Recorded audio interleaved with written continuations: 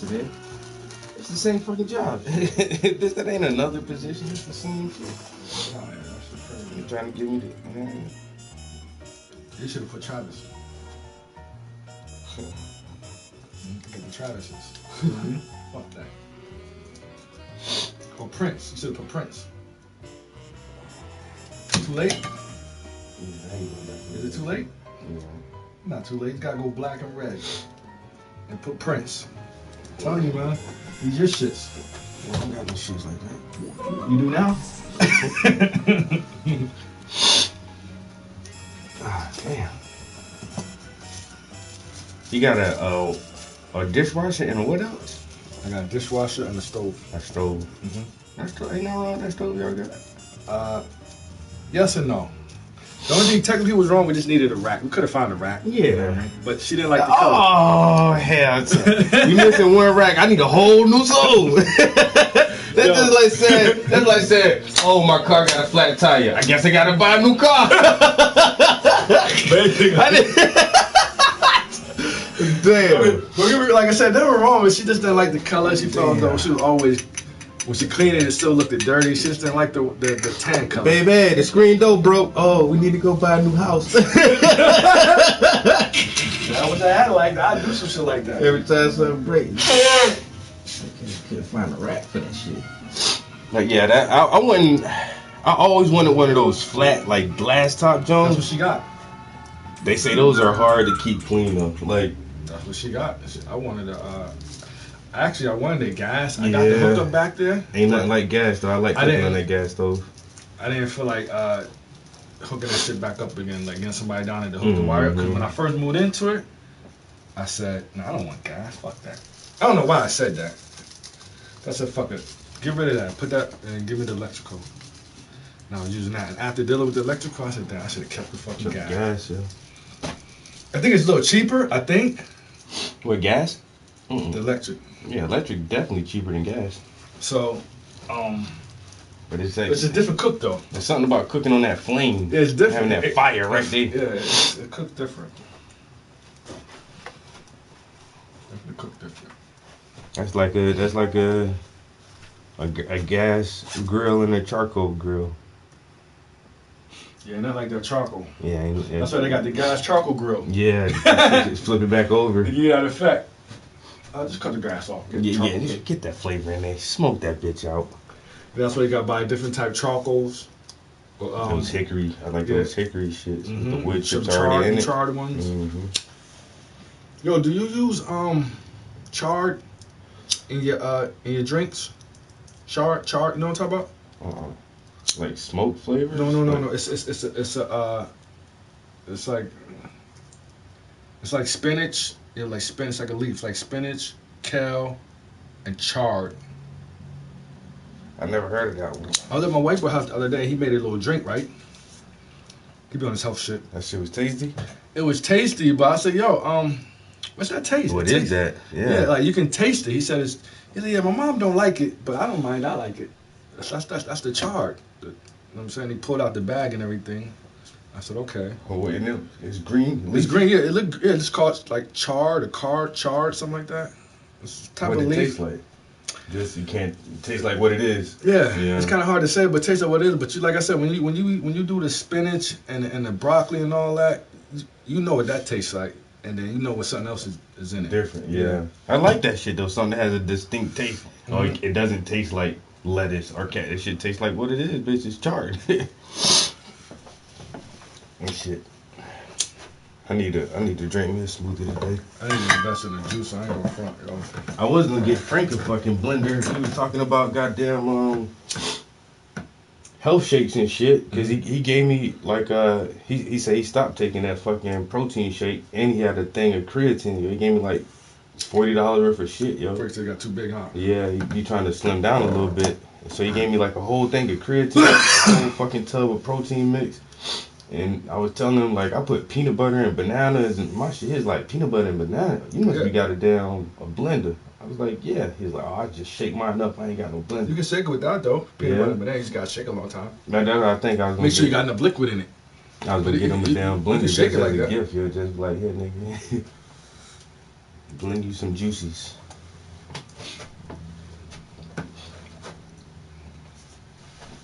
gotta work on that yellow one now. Yellow one? That shit is patchy. I don't like how that shit coming out, man. The yellow? That shit will not cover. You gotta put a lot of yellow on that shit. This shit gonna take like 2 or 3 more. Just 2 coats of paint on that shit already. How many coats you normally put on the back row? But this is different because I'm using fucking. Is it the texture? I mean No, I'm using a different kind of paint. I'm using that water paint for that shit. Why? Because it dries faster and it's cheaper instead of me using my expensive ass Gamma. Like all this shit is blank. I'm not gonna put a bunch of oils on that shit and it's blank. Would it stand out more? The oils? Yeah. Would it look shinier, Yeah, brighter? the oils Would it look dull like that? No, the oils that have that sheen to it. But when you sprayed it, it give you that sheen. Yeah. So it really don't finish, matter. It don't matter. Yeah, the finished coat gonna have that little luster to it. That's why I said fuck it. I use cheap shit on all the blank spot. Use my oils like I normally do. I want this shit to cover.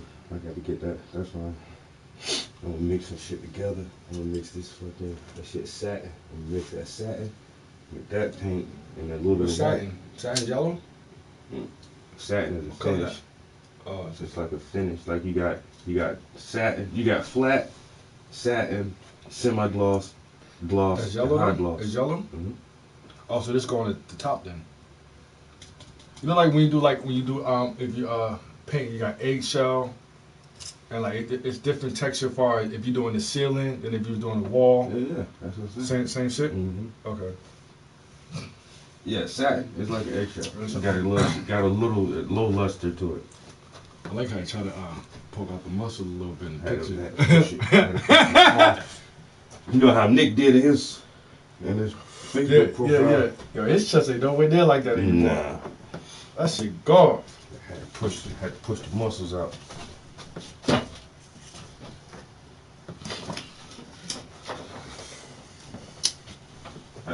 I always tell people I was gonna try the night shift shit. I come in the one morning, he's like, yo, they just told me he's going for nighttime team. He's like, yo, man, we get to work together again. Yo, this is gonna be awesome. Who the fuck said that? Nick. Like, yo, why the fuck they won't give it to him? I don't know. They took it from him. Basically. You die cleaner. Basically. And now he talking about he Give want it to to come his back bitch. days as an operator. I think that's why he don't want to take that team lead. He If you leave, he might slide in your spot. Oh, most definitely. Most definitely. You already know. He too qualified for them to just make him a night operator. They won't just make him that.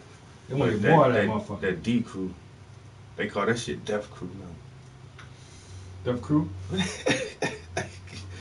That's what they got. The longest last is what? Andrew and Hewitt, right? Hewitt, yeah. Everybody else is like, it's new, right? Mm-hmm. Then you got the one dude with the, got the Beamer. He still come, right? He still work, right? He talk walk like that with a little bushy hair. Colin. Yeah, Colin. That's not his crew though. He come on there. Oh, that's not his crew? Nah. You see him on D crew with that overtime. So basically, they operators is Hewitt, Andrew, and Ryan.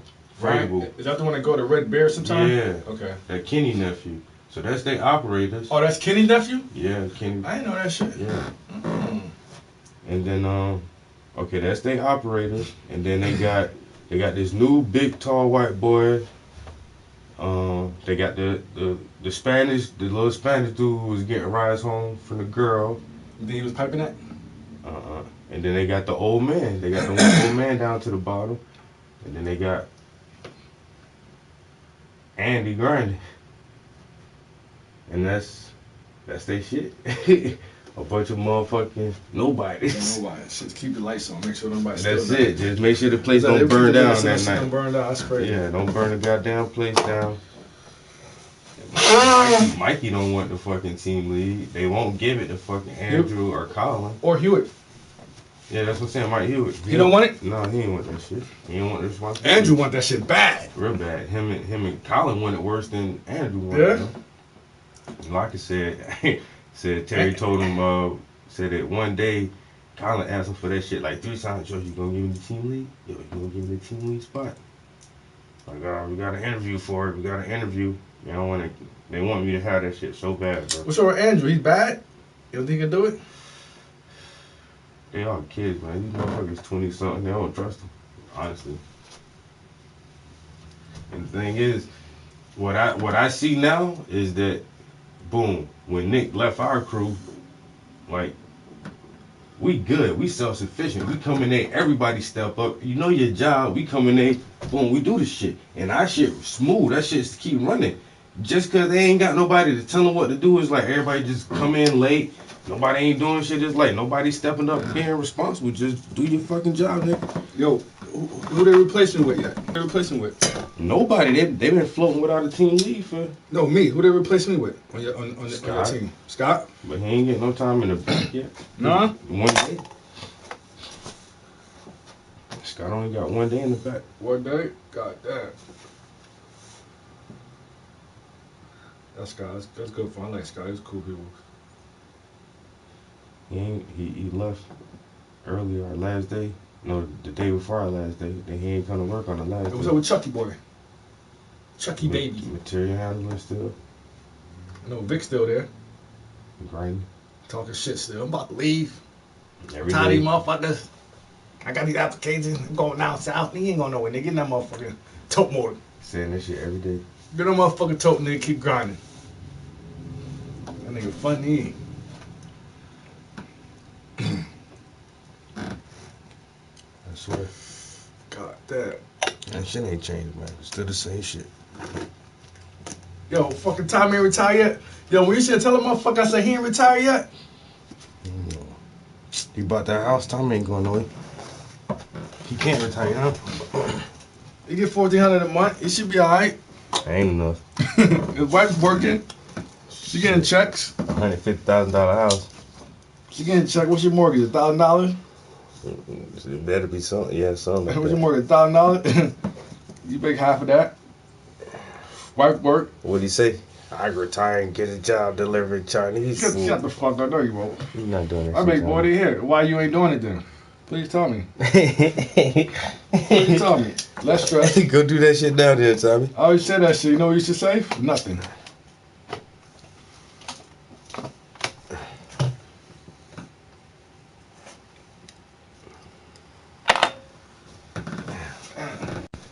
Yo, what up, guys?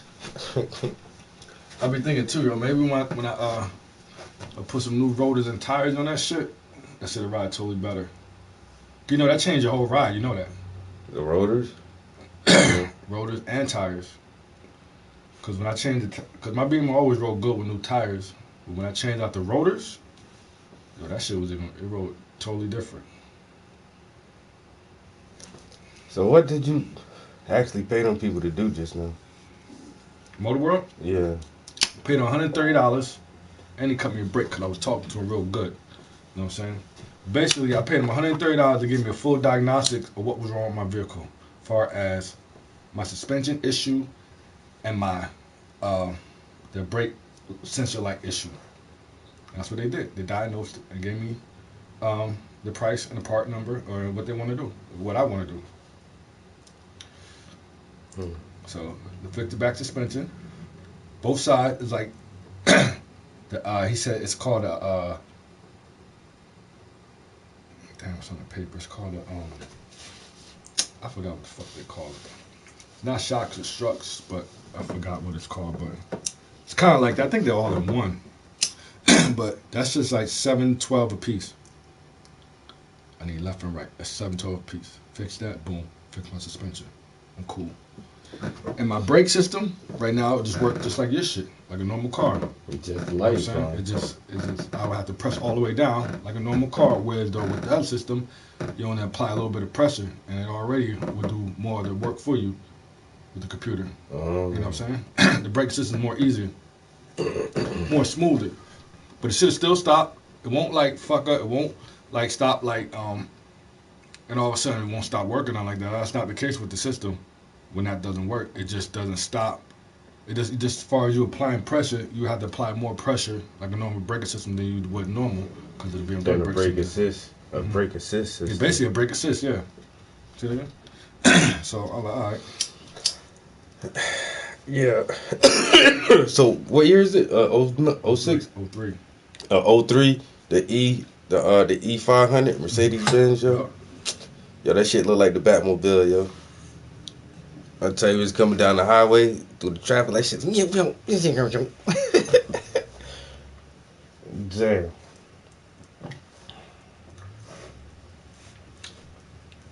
I can't. I don't know, man. It's just I've never really been a car guy. Like all my shits have been hoop rides forever and ever. You know about the guy like cars, though? Because I used to always, when I was little, yo, just seemed like all the white people always had nice shit. TV, let's go outside, go downtown or something. I see little white kids in the back car waving. It seemed like white people always had nice shit. And my mom, yo, she's always had buckets, just pieces of shit. You know what I mean? I was like, damn, like, for real, like, my mom has 60. She just now, first time ever having a brand new car. I mean, like, the first one to own it, driving off the lot. She just now having that. And she worked all her life. To each his own. I'm not knocking her. You know what I mean? But I'm not trying to wait that long for something nice. I want that shit now. Yeah, if that's the case. But them shits lose value. You buy a new car off the lot. That shit I always lose want value. something new. That's why I think I got to get into leasing. Because I always want something new. Every 3 years, I take something different. Yeah. Real talk. Every 3 years, I take that. That shit keep going up. I don't have to. That's all I want to do with cars. Real talk. All I want to do is tires, oils change, inspection. That's it. If I got to start doing more than that, it becomes a liability. Then I don't want this shit. You know what I'm saying? So you figure every 3 years, I'm cool with that. Just tires and oil change. That's it. That's all you want to do. When you got to do alternators and starters and fan belts and that shit becomes an issue. I don't want a car that long for all of that. That's why I just need the two, one for the car, one back and forth to work. And I got that hot shit part with the low mileage, just get in the G-Ride, go out, come back, park that shit. Yeah. That's it. That's why I like having two vehicles. This the first time I had two vehicles ever, really, man. I'm saying I ain't want a project car. See how the faggots come in here with that dumbass shit. What's that? Paint my dick green. Paint my dick green. The motherfuckers, yo, Toronto and this bitch. What up, Davis? Haters, paint my dick green. Nah, that's what I'm saying, motherfuckers. That's some gay shit. Because What's that? they ain't got You're gonna do it, and why you walnut? Why you ain't? I say you ain't gonna do nothing. You nut? You Walnut. Where he at? No, he banned. That's what the fuck. Hey, why you banned? Let's talk some shit. You probably clowning. Cause motherfuckers just weird, man. Yo, tell him, hey, Davis was in here earlier, man. There was some dude in here just saying like weird ass shit that has like no fucking meaning, yo, like for no reason. I gotta blow him. I gotta get this delivery. My dude, I'm holler at you. All right, bro. Be easy. Yo, man, how do you fight off the internet, the paint haters? How you fight off the paint haters? That's what I'm saying, man. They hating on art. Like, you can't even Man, do that. you can't draw. You can't do that with that shit, man. I'm looking at art guy. Paint my dick green. I'm mad. That's what I'm saying. Bad Like, guys. they weird. They be some weird Weirdos. I'm telling you. I'm mad at art guy. Paint my dick green. It's not a real job. It's just like a hobby. You probably don't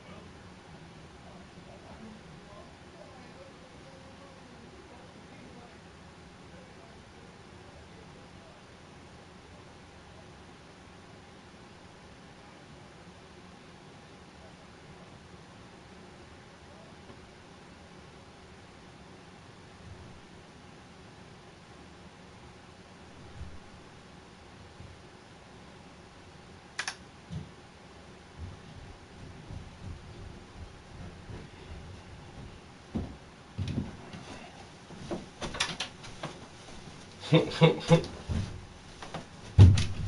Yo, it's smoky as fuck in here, yo.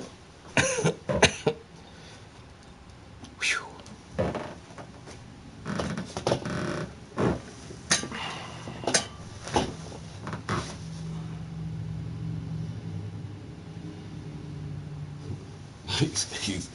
He's a troll and a faggot. That's a double negative. Damn.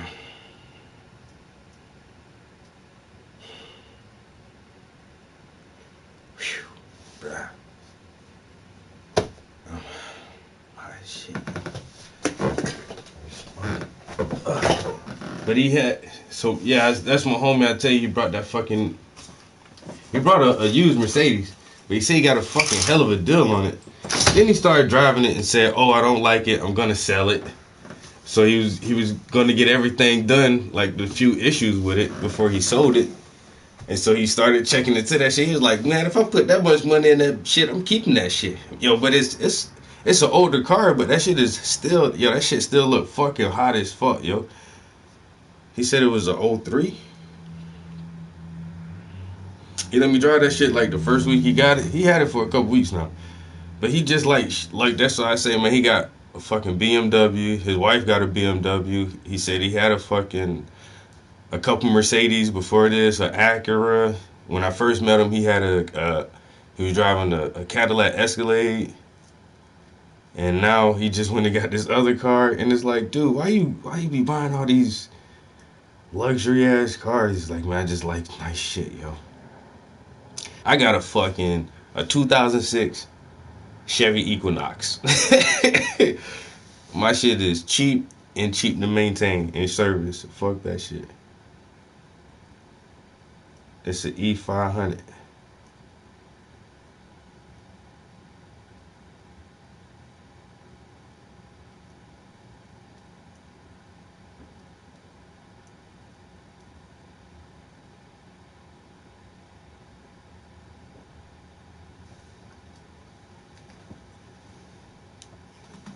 2003, Yeah, this black is on black Mercedes-Benz E500.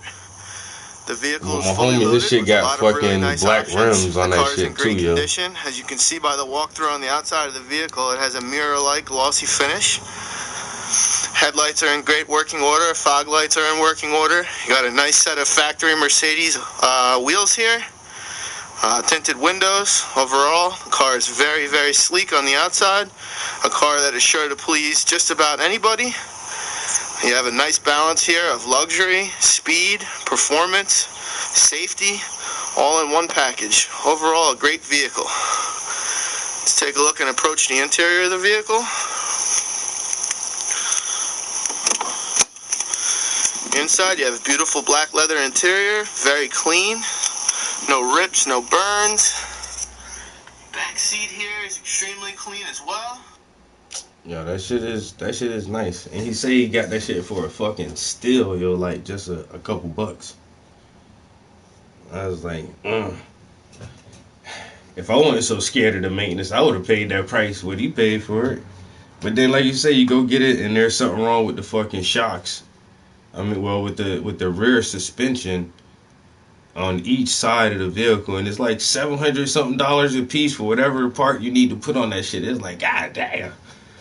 You know what I'm saying? And then another grand or something for a brake assisting system. Like, bruh, all that maintenance on them shits is like,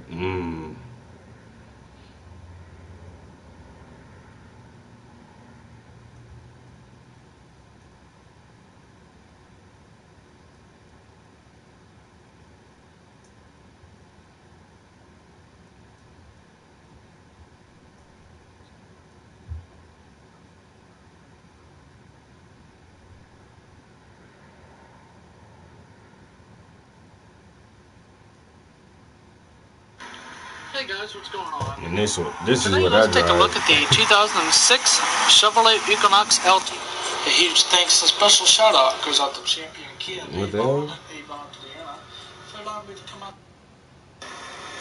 Zach Smith with you here at Paul Sherry's Chrysler, Jeep, Dodge, and Ram in Pickle, Ohio. Here we're looking at a 2006 Chevrolet Equinox. This is the LT model. You see it's silver in color. Chevy bow tie there in the middle of the grill. Grill does have the chrome accent going across it there. Clear headlights, clear fog lights, not damaged, chipped up, faded, or anything. I actually like my little Equinox, yo. There with plastic molding there, safe from any road rash or debris. Give you a shot down the passenger side here. It's a very clean vehicle, no dents, dings, rust, anything along those lines. I got the Chevy Equinox, and I got an old ass Monte Carlo.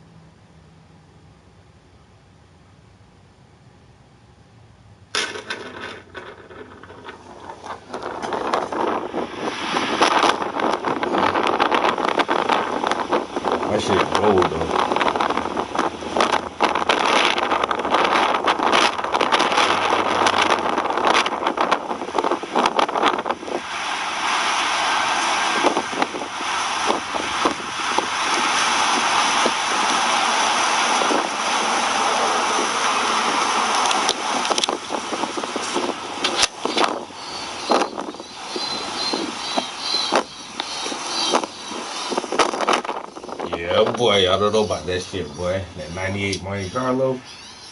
And yeah, I got a system in my shit too, son.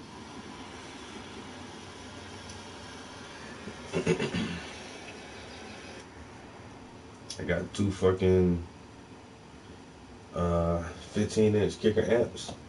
I mean kicker speakers, subwoofers. Connected to iPhone.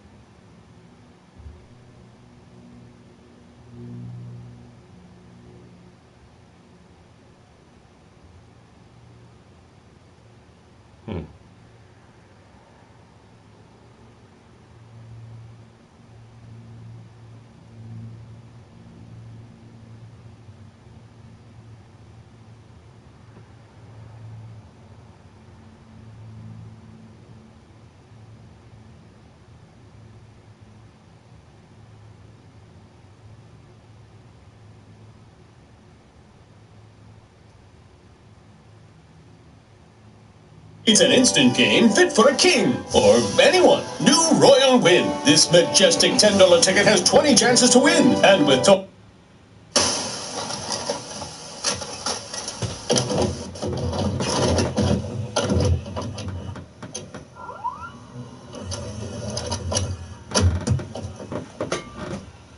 God of War was at one time one of gaming's premier franchises, and then suddenly, it wasn't. Sometimes in film, gaming, even literature, a franchise, an idea, runs its course naturally. Not everything is meant to be an 8-film Harry Potter epic, a 22-game Need for Speed saga. Sometimes things just kind of end. They peak, and they vanish. In gaming, the behavior of publishers, the unique relationship developers have with gamers, a necessity of this industry, often sends franchises packing for sheer lack of quality. For releases that bring the series to a grinding halt. Series like Medal of Honor, Mass Effect, Dead Rising, Banjo-Kazooie, all victims of their own clear and ubiquitous drop in quality. A new God of War game launches in 2018, but its name is quite telling. It's not God of War 4, it isn't God of War subtitle something cool, it's simply God of War. The reason for this is no secret to anyone that has played one of the console entries, which ended with Ascension. 2018's God of War isn't just different, it isn't just a new release, it is a complete and total reimagining of what the series once was. It is for all intents and purposes an entirely new series all unto itself. So what forced this change? What was God of War, and what is it today? God of War 2018 is a dramatic departure from what God of War has been for over a decade now. In fact, it might as well be an entirely different series altogether. So today we're going to examine why God of War needed this change. What happened that caused God of War to be so revolutionized by Sony Santa Monica? So to get started, we're going to take a look at what God of War was in 2005 when this all began. Very cool, very cool, very cool. Nathan, you want to talk about it? I'd rather not. We got beaten by a burlap sack. It happened. Sony Santa Monica, spearheaded by a man named David Jaffe. That name might ring a bell in your head for a more twisted reason than his role in the works being discussed. David Jaffe was the mind behind Sony's balls-to-the-walls vehicular mayhem series, Twisted Metal, in which a clown named Sweet Tooth rules an apocalyptic Mad Max-like wasteland. David Jaffe is also the man who watched 2 movies, Raiders of the Lost Ark and 1981's Clash of the Titans, and as he played Capcom's hack-and-slash masterpiece Onimusha, connected these 3 dots together to form an idea. That idea was God of War. Sony Santa Monica had only a single game under their belt before beginning work on this mythological idea, and that game was a Tron-like racer. God of War was not. It was simple. Take inspiration from some of gaming's greatest hack-and-slash games and blow those realities up to an epic God-sized proportion. The original God of War is unironically one of gaming's greatest systems, greatest games. Hitting the PS2 in 2005, God of War was a visceral visual revelation. It was frenetic, it was fast, and its setting was perfect. As Kratos worked his way through Greek mythology, players were tasked with finding Pandora's box and in the process, slaying gods and titans. And unlike many of its contemporaries, these gods weren't being shrunk to some diminutive size for the sake of gameplay. No, these were massive, breathtaking battles that truly made the PS2 work to keep up. It got nearly everything right. Puzzles that were less annoying than they were fun, gorgeous graphics, fluid movement, and for maybe the only time in the series, a truly intriguing story with a plot twist worth experiencing for yourself. God of War instantly became an icon, and Kratos did as well. Sony had a true mascot on their hands, a new mascot, and God of War 2 would attempt to continue the trend. It would build upon everything that made the original great. It was grander, more epic in scope, and the gameplay had been improved upon as well. Kratos' blades of exile wrapped precariously around chains made every movement feel like a scene out of the most badass Greek mythology movie you could make. But this is not where the series' legacy lies. It is also not where we start to see the first signs of a change that would make the newest God of War title move a different direction altogether. No, instead that came with the series' seminal release.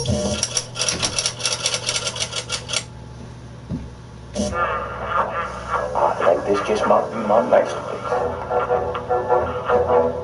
When God of War 3 originally released on the PS3, it was viewed as a stunning achievement for not just Sony, but also Sony Santa Monica. The game was quite possibly the most beautiful console game ever created up until this point, and it got nearly everything right. God of War 3 was an example of what the hack-and-slash genre was truly capable of offering. The game took the fast-paced action the previous two entries were known for and amped it up to extremes, smoothing out weapon switching on the fly, speeding up movement ever so slightly, and refining the game's combo mechanics. This all made the game a true spectacle to watch in action anytime an adept player had the controller in their hands. Hack-and-slash games rely on mechanics that are precise, that allow players room to grow, that create a skill curve that's rewarding and avoids being shallow. And God of War 3 checked each of these requirements off from the moment you take full control over our unflinchingly depressing hero. But it's the spectacle that made God of War 3 so special. The opening fight, your first true test, is so maddeningly grand that it actually takes a while to process what's truly going on your screen. You're using your skills on top of the Titan Gaia, as that Titan literally attempts to scale the entirety of the famed Mount Olympus. It is a moment that would make any Hercules adaptation shudder, and it's just the beginning. God of War 3 is a masterclass in how to truly transport a gamer to another world and make them feel powerful,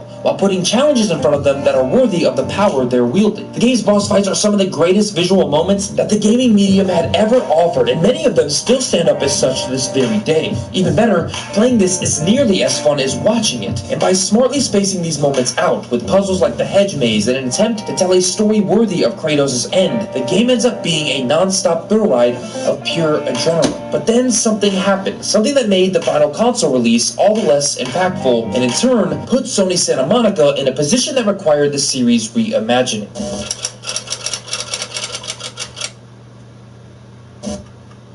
Here we go, here we go, here we go. Go! Towards the end of the PS3's life cycle, an obvious trend had begun to sweep its way across the entirety of gaming. The hack-and-slash genre was slowly dying out. Less and less of these releases were coming each and every year, and when they did, they were almost always new entries in existing IPs. In the era of Ninja Gaiden and Devil May Cry, the genre was one of the most popular in gaming. But as video games advanced in scope, and as developers' eyes got wider and the shooter rose to prominence, hack-and-slash games became less of a priority for developers, especially developers that existed in the West. Why is this? Well, God of War Ascension is actually a wonderful example of this very reality. Ascension was a good game, maybe even great, but what Ascension showed was that the studio had begun to run out of ideas for Kratos in his current form. The game from beginning to end all felt very much the same. The one difference is a difference that was created as a result of the times. God of War Ascension had a multiplayer component shoehorned into the game. It wasn't bad, but it wasn't good or worthy of anyone's time either. It was a failed experiment in many ways and never took off. See, the hack-and-slash genre had begun to be relegated to a niche community. Part of the reason for this was a shift in momentum in gaming. Multiplayer has become and had become a damn near necessity necessity for developers and publishers. It was all about maintaining a player base for as long as possible by any means necessary. This particular genre doesn't really suit multiplayer, and then in turn, it doesn't suit DLC, and even further, it doesn't suit extremely long gameplay times. God of War is not Dark Souls. It can't sustain a campaign for 40 or so hours, and so as gamers as a collective began to push developers for longer games that offered them more for their $60, the genre fell to the wayside, with only the occasional game truly making a splash amongst the casual consumer market. God of War 3 was Sony Santa Monica pushing the series format as far as they could take it, refining the God of War journey as much as they possibly could. It was, and should have been, Kratos' PS3 swan song. Instead, Ascension got made, exhausted the series and its fans, and forced Santa Monica to reevaluate their studio and the franchise. What they landed on is an interesting mix of bucking the trends that forced the hack and slash genre's decline, while also essentially throwing out everything they had made gamers believe about what a God of War game was in the process. God of War is now something that no one could have seen coming. Hey! You idiot! Start over. Sir? 2018's God of War is not at all the God of War you once knew. In fact, nearly all of its identity has been completely shed in favor of a total series revolution. Those that have seen God of War in action often make the same parallel. The game looks a whole hell of a lot like a mythological Last of Us. It's not hard to see the connection between the two. Kratos is a man living a thankless existence, a man who has tried to kill himself to find a way out of his eternal sentence. God of War is about reimagining this man in the context of parenthood. The biggest issue with this series up until this point has always been Kratos himself. He has always been an insufferable, angry, one-note protagonist that players never felt an attachment to. Instead, he was nothing more than a vehicle for the gory, god-killing action of the games. Kratos was a meme before memes were memes. Kratos was an angry guy who always had a reason to yell, always had a scowl on his face. This made telling stories with him at the center difficult, and the series was always defined solely by its gameplay. Not anymore. Here, The Last of Us parallels run deep, all the way to the foundation of the new look God of War. Kratos is a father now, attempting to create a family of his own. He's calmer, he's a teacher, his anger giving way to humanity. Kratos now has nuance. Kratos is now a true character. The game itself is a tale that sees Kratos and his son travel across the 9 realms of Norse mythology, as father teaches son the ways of the world and the ways of a warrior. Kratos has his very own Ellie. Everything about the game is built around narrative, around telling a real story in a God of War game. The perspective is now a tight over-the-shoulder angle to keep you closer involved to the world around you as you play. Better yet, as opposed to attempting to shoehorn in multiplayer as Ascension did, or microtransactions or loot boxes, the focus remains solely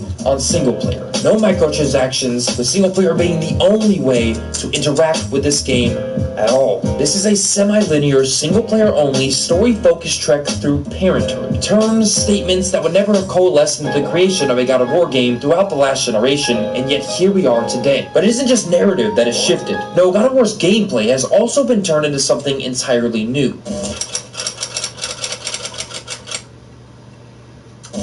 Well, let's see how this color work out. Suddenly I'm full of energy. All right, fat man, let's do this. God of War's fixed camera third-person action was all about weaponry and speed. It was a combo-based system that had extremely light RPG elements to keep progression flowing from one game to the next. The newest entry is certainly a departure from that formula. The game is far less Ninja Gaiden and far more, well, again, Last of Us. It all revolves around Kratos and his son. Gone are the Blades Kratos loses at the conclusion of the trilogy, and in its place is an axe that behaves much in the same way Thor's hammer does. Imbued with magic with the ability to be thrown and returned to Kratos, the Leviathan axe will be used as an RPG tool as well, with an upgrade tree, runes that can be applied similar to the systems found in Middle-earth's Shadow of War, as well as a shield. The RPG mechanics run even deeper, with XP points being allocated in a variety of leveling mechanics, but the real departure in gameplay comes elsewhere. This is a semi-linear game, a sort of pseudo-open world. While not actually open world, it does allow for exploration in larger environments that can stray you off your path in meaningful ways, to the point where full mini-bosses are littered around this world that can be missed entirely by players. And now we arrive to those Joel and Ellie parallels. Kratos' son does not exist to turn the game into one long, annoying escort mission. Instead, he can be passively controlled by the player using button prompts to have him fire upon an enemy, solve puzzles, reach places Kratos can't, and he serves as a function in gameplay instead of simply tagging along for the ride. He too can level up, he'll learn new skills, but most importantly, he does not need to be consistently micromanaged throughout the game. Again, much like The Last of Us, he will handle his own during combat encounters, and should he fall during combat, it isn't a full stop restart for the player. Instead, he will remain unconscious for the encounter, allowing you to finish the engagement and continue to move forward throughout that portion of the game. What this will allow for is the AI to make mistakes, for the AI to not be perfect at all times without completely destroying the gameplay flow or the gameplay experience. Even QTEs are far less frequent and more nuanced here, relying on meters instead of mindless button mashing. This all comes together to form a truly fresh take on the franchise that to some overstayed its welcome by the end of the PS3's life cycle. God of War is unlike any Kratos adventure you have ever gotten your hands on. There's something idiosyncratically charming about Sony's continued commitment to and pursuit of single-player, story-driven experiences, in the face of a medium that is shifting dramatically away from these kinds of games. Instead of focusing on games as a service, instead of pushing loot boxes, instead of releasing new entries and tired franchises, Sony has continued to chase new IPs and to reinvent their biggest names, and God of War is a continuation of these realities. 2018's God of War will almost certainly be polarizing, especially to people coming in with expectations created by the previous entries. In so many ways, God of War is the polar opposite of, well, God of War. Story, while becoming a thing of the past for many of gaming's largest publishers, can still create some of the most unique and memorable experiences available in any medium of entertainment. Sony and its developers clearly understand that not every game needs to be mindless. Not every game needs to pander to the most casual of players. Instead, games like God of War, regardless of quality, keep experience diversity alive in the AAA space. Sure, it could be terrible. It could be the next Order 1886, but regardless, it's worth being excited about simply for at least attempting to be different. And in that way, it may become one of the more interesting experiences that 2018 has to offer gamers. I like the Order 1886. Well guys, that was it for today's doc, and as always start with a dialogue. What do you think of the hack and slash genre as it stands? A lot of people didn't like that game, but it was like a movie that you can play. That's all it was. It was pretty dope. It was like,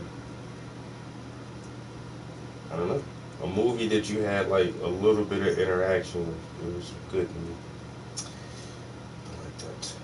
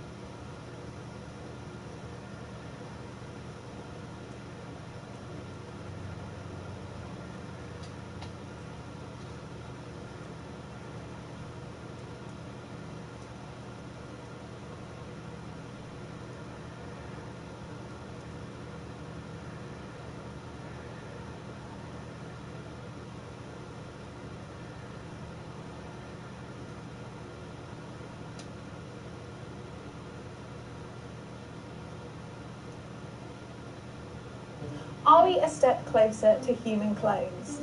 The question has been raised after scientists in China produced two genetically identical monkeys. Zhongzhong and Huahua are the first primates to be cloned using DNA transfer, the same technique which produced Dolly the sheep 20 years ago. And now scientists plan to create more genetically identical monkeys. And we're talking populations, not just one or two. They say these monkeys will help with future research into human diseases, but campaigners fear the experiments could lead to human cloning, an idea that raises many ethical and moral questions. Activists also claim the tests involve unacceptable levels of animal cruelty.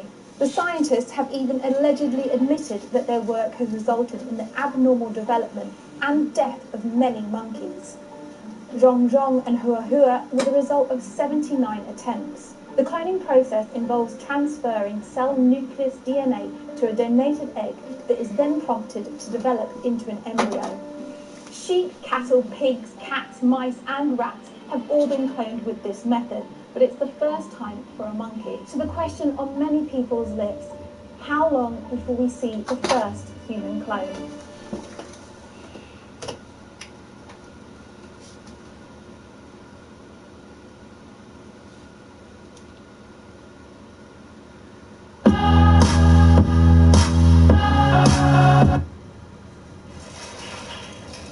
So I'd like to speak to you about the use of cloning and stem cells to resurrect life. And as you know, there are two ways to make copies of cells and organisms. The first and most controversial, of course, is cloning. And that is also known as somatic cell nuclear transfer. And the concept there is very simple. You start out with basically an empty egg, that's the large circle here you see there, and then you place the cell you want to clone, the smaller somatic cell right next to it, and then you send an electrical charge through the unit, and what that does is it damages the membrane between the two, and the nucleus of the cell you want to clone dumps into that empty egg. And then what you do is you add some chemicals, you fool that unit into thinking it's fertilized, it starts to divide, and you end up with what's known as a pre-implantation embryo. And then you can do one of two things with that. You can place that in a Petri dish where you can turn that into embryonic stem cells, which are the master cells of the body, and they can turn into virtually every cell type. And then the other alternative is you can place that into a surrogate animal to create an entire organism. Another approach that's newer is known as cell reprogramming, and that leads to what's known as induced pluripotent stem cells, or iPS cells. And what you do is you start out with a somatic cell or a piece of skin, you throw in some transcription factors and bring that differentiated cell back to a state of pluripotency, very much like an embryonic stem cell. And we have new tricks now where we can actually turn those cells into an entire organism as well. So to date, about 24 different species have been cloned. Back in 1958, John Gordon actually cloned the first animal. That was a frog. In fact, he was just recognized for that feat a few months ago with the Nobel Prize. And since that time, of course, has been Dolly the cloned sheep, and we and other groups have cloned mice and goats and even cats and dogs. In fact, back in the 1990s, we actually cloned an entire herd of cows from genetically modified cells. So what you actually see here are animals that are making human albumin in their milk. So we could use that same approach to reconstruct extinct animals a la Jurassic Park. So in this case, we took a skin biopsy from the ear of a cow, we grew up the cells, knocked in a gene cassette, and then used ordinary eggs to create that herd of animals. So similarly, as George Churchill described, we can then take, say, an elephant cell, knock in the genes for tusks or long hair or even hemoglobin so it can live in a cold climate, and then using a technique that I'll describe later, we can then create sperm and eggs, and indeed an entire organism from that. So there are two types of cloning. One is known as interspecies cloning, and the other is intraspecies. So with the intraspecies, you actually use the egg and the cell from the same species you want to clone, but using this cross-species approach, we actually can take the egg of one species to clone the cell from another. And that's very important if you want to resurrect extinct animals or if you want to clone endangered animals. So back in 2000, we actually used this cross-species technique to clone the first endangered species. In this case, it was a gaur, which is a wild ox on the verge of extinction. And at the time, everyone said that, that's not going to work, that's impossible. And the reason for that is that a clone isn't really entirely a clone. It turns out that every cell has two genomes. One is the mitochondrial genome, and the mitochondria are the organelles in the cell that make energy. And that's maternally inherited, so that will come from the egg. And then the other genome is the nuclear genome, and that's what contains the genes that distinguish you and I from an elephant or a mouse. So those two genomes have to talk to one another, and there's evidence that that can only occur within 8 to 18 million years species radiation. And so we got around that problem by actually using very closely related species, concordant xenograft combinations. So in this particular case, we had a gaur and a cow, and they are both in the Bose family. And so using that approach, we actually were able to reconstruct these cloned gaur embryos. They may look like just little circles to you, but these are actually beautiful little gaur blastocysts. And the idea here was to create these embryos, send them by FedEx off to a farm in Iowa where they would be implanted into some ordinary cows. And it turns out actually the first round that we made, we actually put it outside the door for the delivery truck guy to pick up, and unfortunately when we came the next morning they were still there. But eventually FedEx did deliver a new round of these embryos. They were indeed implanted into some animals out in Iowa, Transover, and we had actually a 25% pregnancy rate. 2 of those we let continue on to term. Unfortunately, one of those aborted late stage at, I think it was 202 days. We let one of them continue to gestate, and here's Bessie at 8 months pregnant. We were a bit nervous. The whole world was following us. CNN was running it almost every day, and we were concerned, well, what if Bessie gave rise to an ordinary cow? That would be very embarrassing. So, and that's happened before. So, fortunately, it did give rise to a very beautiful little baby Gower, a bit surreal, seeing this exotic endangered animal that's normally born in the bamboo jungles of Southeast Asia, being born out in an Iowa farm that reeked of cow manure. But it was alive. Died, unfortunately, 2 days later. Everyone said, see, Bob, the technology doesn't work. So, went back about 2 years later, we approached the San Diego Zoo and Oliver, and they actually came up with what's known as an animal known as a banteng. Only about 2,000 of these animals left on the planet, and he had cells from this animal that actually had been frozen away for a quarter of a century. So they sent us a vial of these frozen cells, and again, what we did is we put those into cow eggs, sent them back off to Iowa, and indeed, on April Fool's Day in 2003, we had a beautiful little baby banteng that was born. It was ultimately transferred to the San Diego Zoo where it lived with the other bantengs there. So this technology does work. There are some problems, but we have new technologies that I'll mention that can now solve many of those bottlenecks.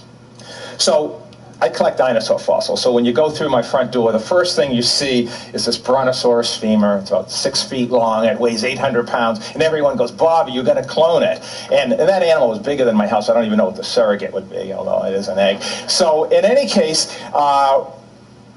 I actually live on an island, and one day a USA Today reporter was there, and he says, well, you know, you have the island, you just need the electric fence. And I told him, well, you can't clone from stone, so you're not likely to see any dinosaurs in your backyard anytime soon. But that doesn't mean extinction is necessarily forever. You just heard from Alberto about Cellular, so that was the first short-term success. Actually, I remember back in 2000 going to Zaragoza, Spain, meeting with them and meeting with the ministers, and that was only a few months after Cellular had died, and we said we wanted to clone it, and they almost laughed and just basically said that was science fiction. I actually still have a bottle of wine from one of the ministers, and I'm waiting. I'm going to open it when the first Bucatos are released in the Pyrenees. So there are other species. Mike Archer mentioned, the gastric brooding frog, frozen cells. So hopefully we'll be able to resurrect that using the cross-species cloning. But those techniques are limited, as I mentioned. So recently, again, a few months ago, he shared the Nobel Prize with John Gordon. Dr. Yamanaka discovered iPS cells. These are the reprogrammed cells that I mentioned to you. In using that approach, basically, we now have a new tool for conservation biology. So when Yamanaka published his paper showing for the first time we could make human iPS cells, I published a letter in Science saying that this could also be used for conservation biology to restore genes from endangered and extinct animals. And that has been used successfully in some animals. There are many techniques. This is just one of them here. Something known as tetraploid complementation. So what happens is you start with your fertilized egg, you let it divide to the 2-cell stage, and then you fuse those 2 cells so there's twice as much DNA in that, and that's what's called the tetraploid. And then you let that divide, and it continues to divide into what's known as a blastocyst. And that will only go on, those tetraploids will only create the placenta and extraembryonic membranes. They will not create the embryo per se. So you can inject iPS cells into that blastocyst, and those will go on to become the animal. So you can start out with an embryo surrogate that's white, inject your iPS cells from a pigmented animal, and get all iPS animals, essentially clones. So we can do that, and we can make iPS cells from almost any animals. We made them from horses, just made them from avian species. So you can make them very readily, unlike the normal cloning procedure. But the more likely way this is going to occur is to actually just turn the iPS cells into eggs and sperm. So what you would do is you just have a little piece of skin from any endangered animal or closely related, say the mammoth. You could start with an elephant. You add the transcription factors, turn them into iPS cells, and then those can then be coaxed into primordial germ cells and then turned into either sperm or eggs. And indeed, that does work. A few months ago, for the first time, a group in Japan actually turned iPS cells into eggs that resulted in live pups. And a year before, the same group actually turned iPS cells into sperm that could actually create live pups as well. So the goal for these extinct species is simply, for instance, to start with like an elephant cell, upregulate the various genes for tusks, long hair, whatever, and then you just create sperm and eggs. And then you create an entire organism. But just in case that doesn't work, and for those of you who are Jurassic Park fans, I actually have a piece of amber in my pocket, and it really does have a mosquito on it. So, thank you.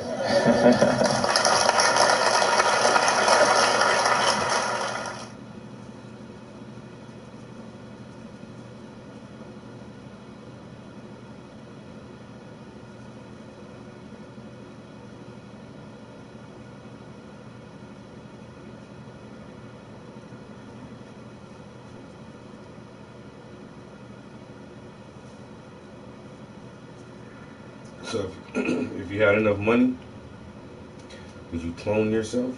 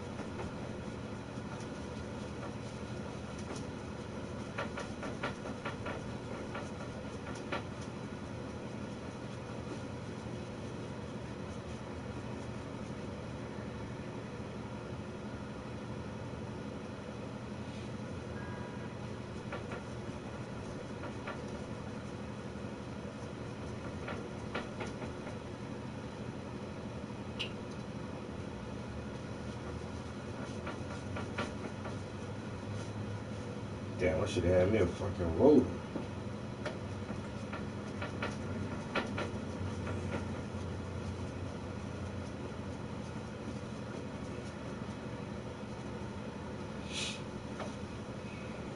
Alright, I'm gonna see if I can find something to snack on real quick. Let's see what we're listening to next.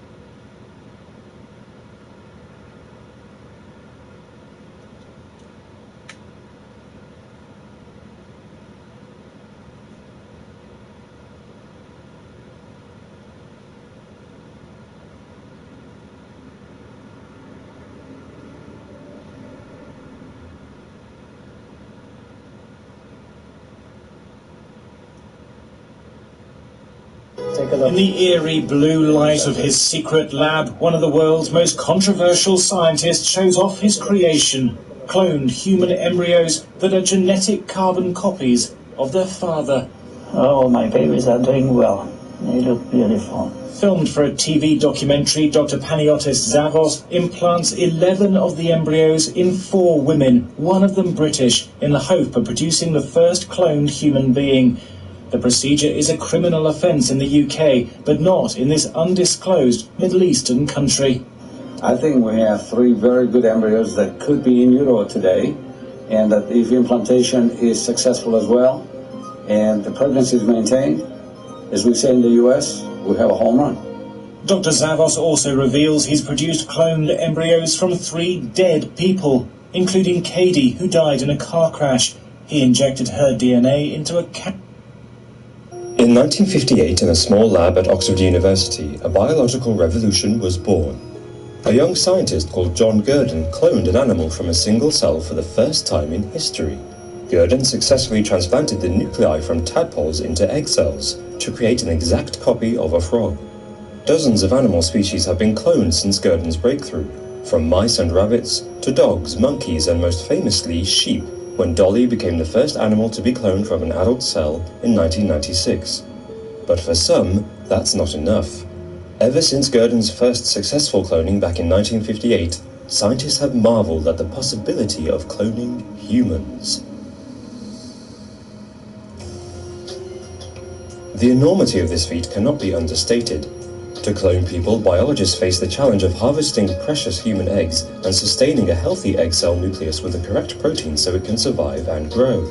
In 2009, controversial Dr. Panagiotis Zavos claimed to have implanted 11 cloned embryos into the wombs of 4 women.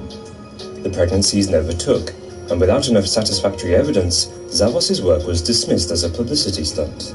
That same year, embryologist Severino Antinori went one step further when he claimed to have cloned 3 children. Antinori too was shunned for unethical practices and making false claims. But in 2013, a team of biologists led by Dr. Mitalipov in Oregon, USA, produced embryonic clones of a human being. After decades of failed attempts, science had finally committed the ultimate taboo.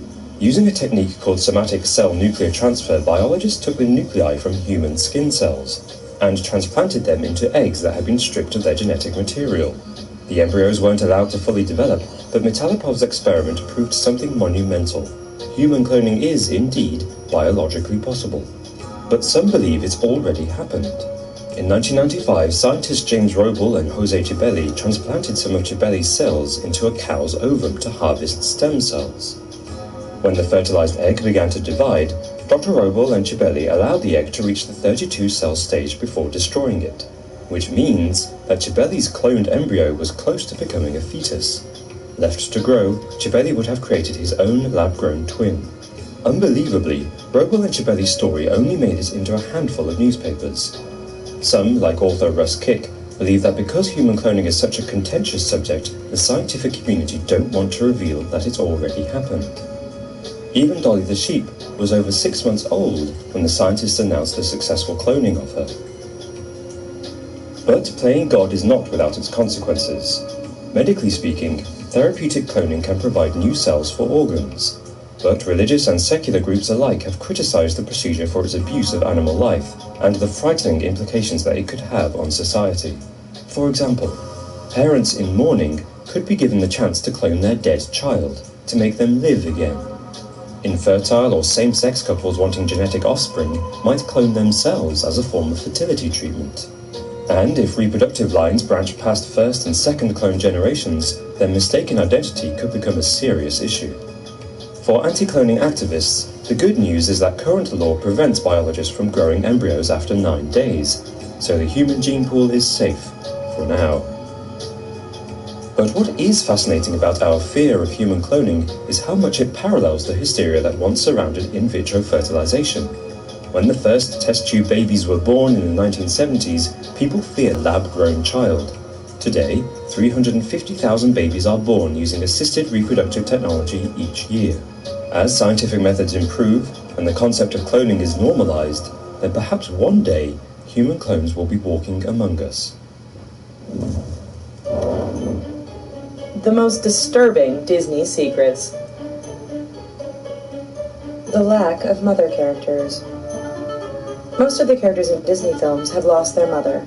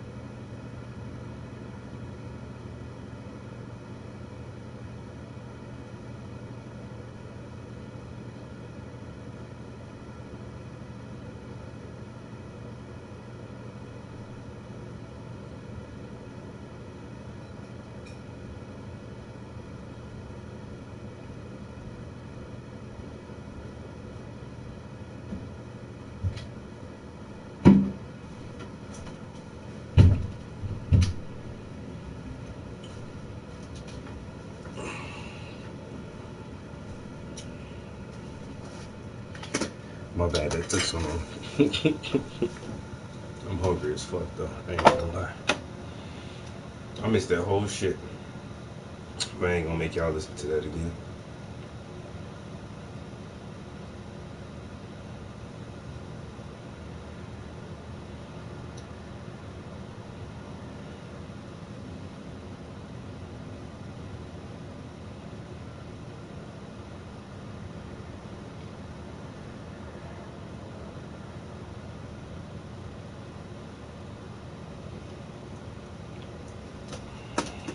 A lot of the time, be careful, young brother.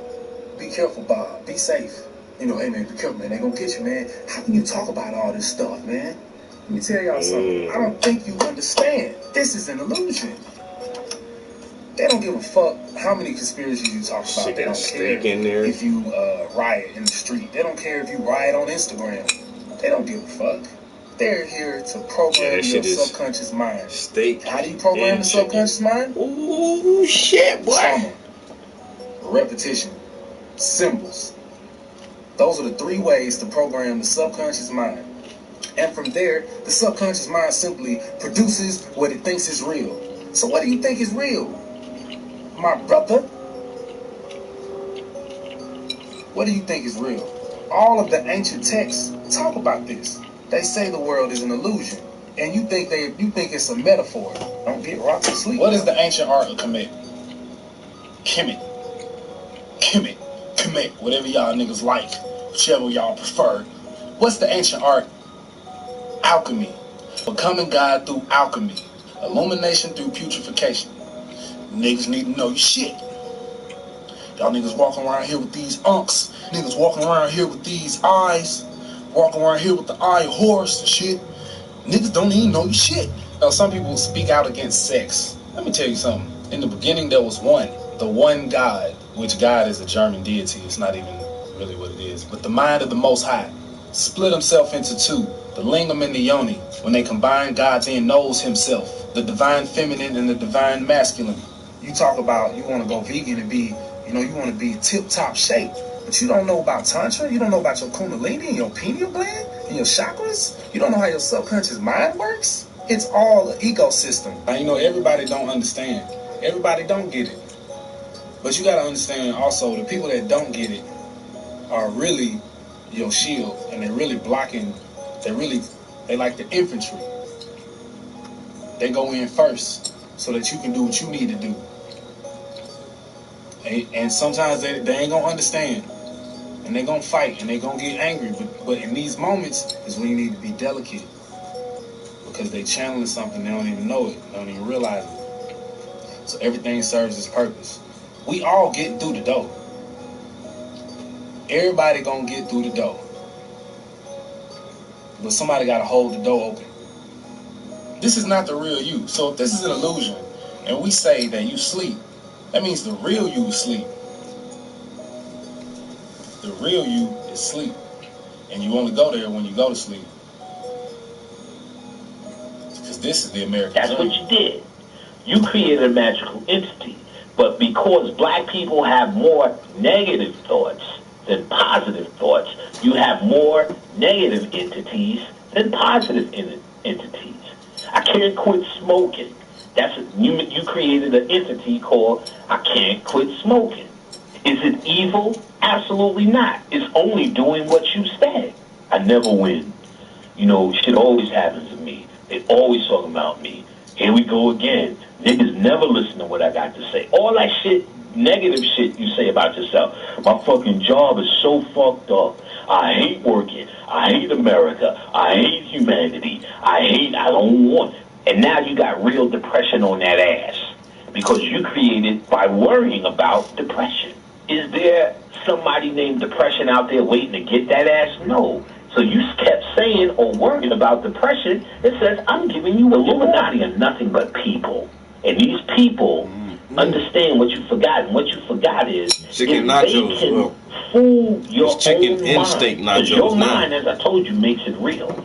If they could fool... So night before last, had some steaks. Last night, had chicken nachos. And I'm hungry now. So I look in the refrigerator, I see steak, I see chicken nachos. I say, damn, I sure want that steak. Them chicken nachos was banging though. Steak sure look good. Chicken nachos got cheese on it though. So I took that damn steak, I chopped that bitch up, and put it in the bowl, and put chicken nachos on top of that motherfucker. Now I got chicken cheesesteak nachos. And they are delicious. Ooh, yeah. Big bowl of nachos. Ooh. Got that steak and peppers. Over that jalapeno. And you got chicken and olives. And you got tomatoes and cheese and tortillas.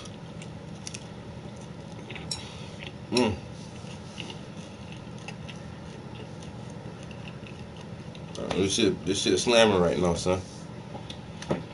Then you got some cock and some bull.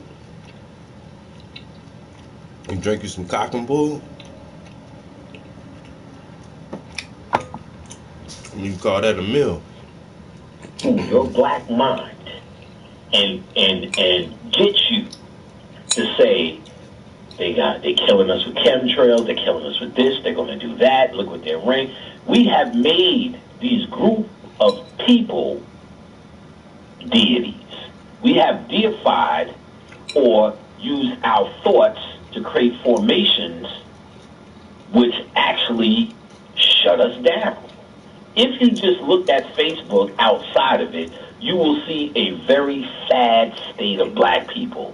And don't try to put that shit off on the dead niggas. I'm talking about conscious people. If you just listen to you niggas are depressing. So when they talk about love, they're talking about a sincerity and a passion, other than some old romance bullshit, which they got the woman all fucked up on now. You looking for something that don't exist on some soap opera style, waiting to exhale bullshit, or some Hallmark card, fuck that shit. You see what I'm saying? That ain't love. See what I'm saying? That ain't love. Find the love within self. That's the key. Now, the other part of the love thing is what this man is talking about is this. The physical realm don't exist. Only thing exists is a bunch of gods, which is you that fell asleep a long time ago, and you dreaming somewhere in another land, which is inside your damn brain, in something about this big, a small piece. And it's dreaming of illusions that's coming from the outside, and that's what we're going through, a whole bunch of dreams.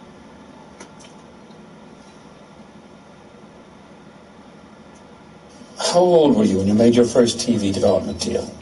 19.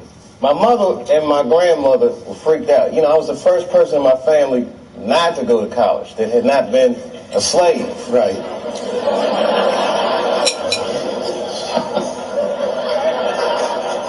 So I was really breaking from tradition, and it was like a graduation lunch we were having, and they had my dad come and talk to me, and my dad takes me outside, and he's like, listen, and this is some advice that applies to all you acting students. He says, to be an actor is a lonely life. Everybody wants to make it, and you might not make it.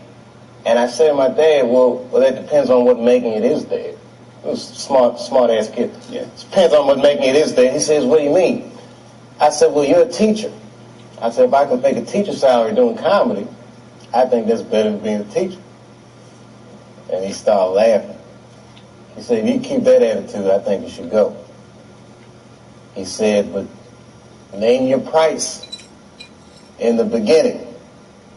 If it ever gets more expensive than the price you name, get out of there. Thus, Africa.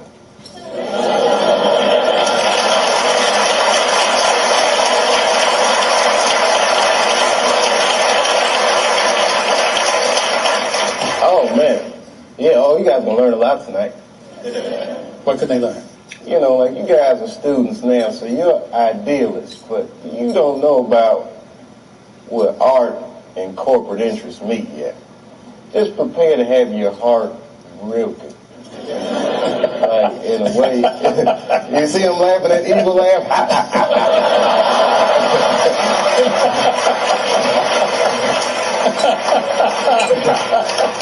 Because he knows, man, and everybody laughs at me, but just get your Africa tickets ready, baby. We have no idea. When Martin Lawrence was in that chair, we talked about Blue Streak. I love it. He played a role in your life, I believe. How do you feel about him as a person, as an artist? Martin Lawrence is the guy that showed everybody you can make it from...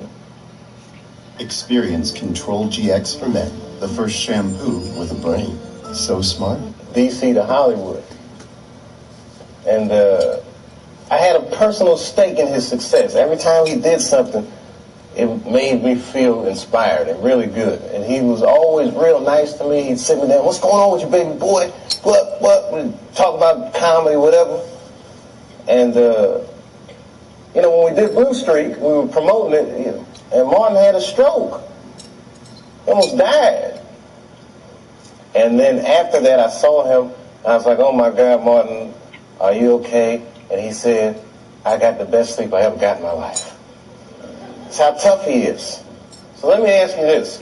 What is happening in Hollywood that a guy that tough will be on the street waving a gun, screaming, they are trying to kill me? Yeah. What's going on? Why is Dave Chappelle going to Africa?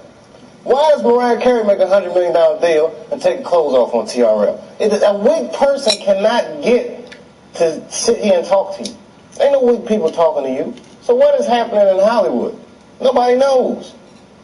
The worst thing to call somebody is crazy, is dismissive. I don't understand this person, so they're crazy. That's bullshit. These people are not crazy. They're strong people. Maybe the environment is a little sick.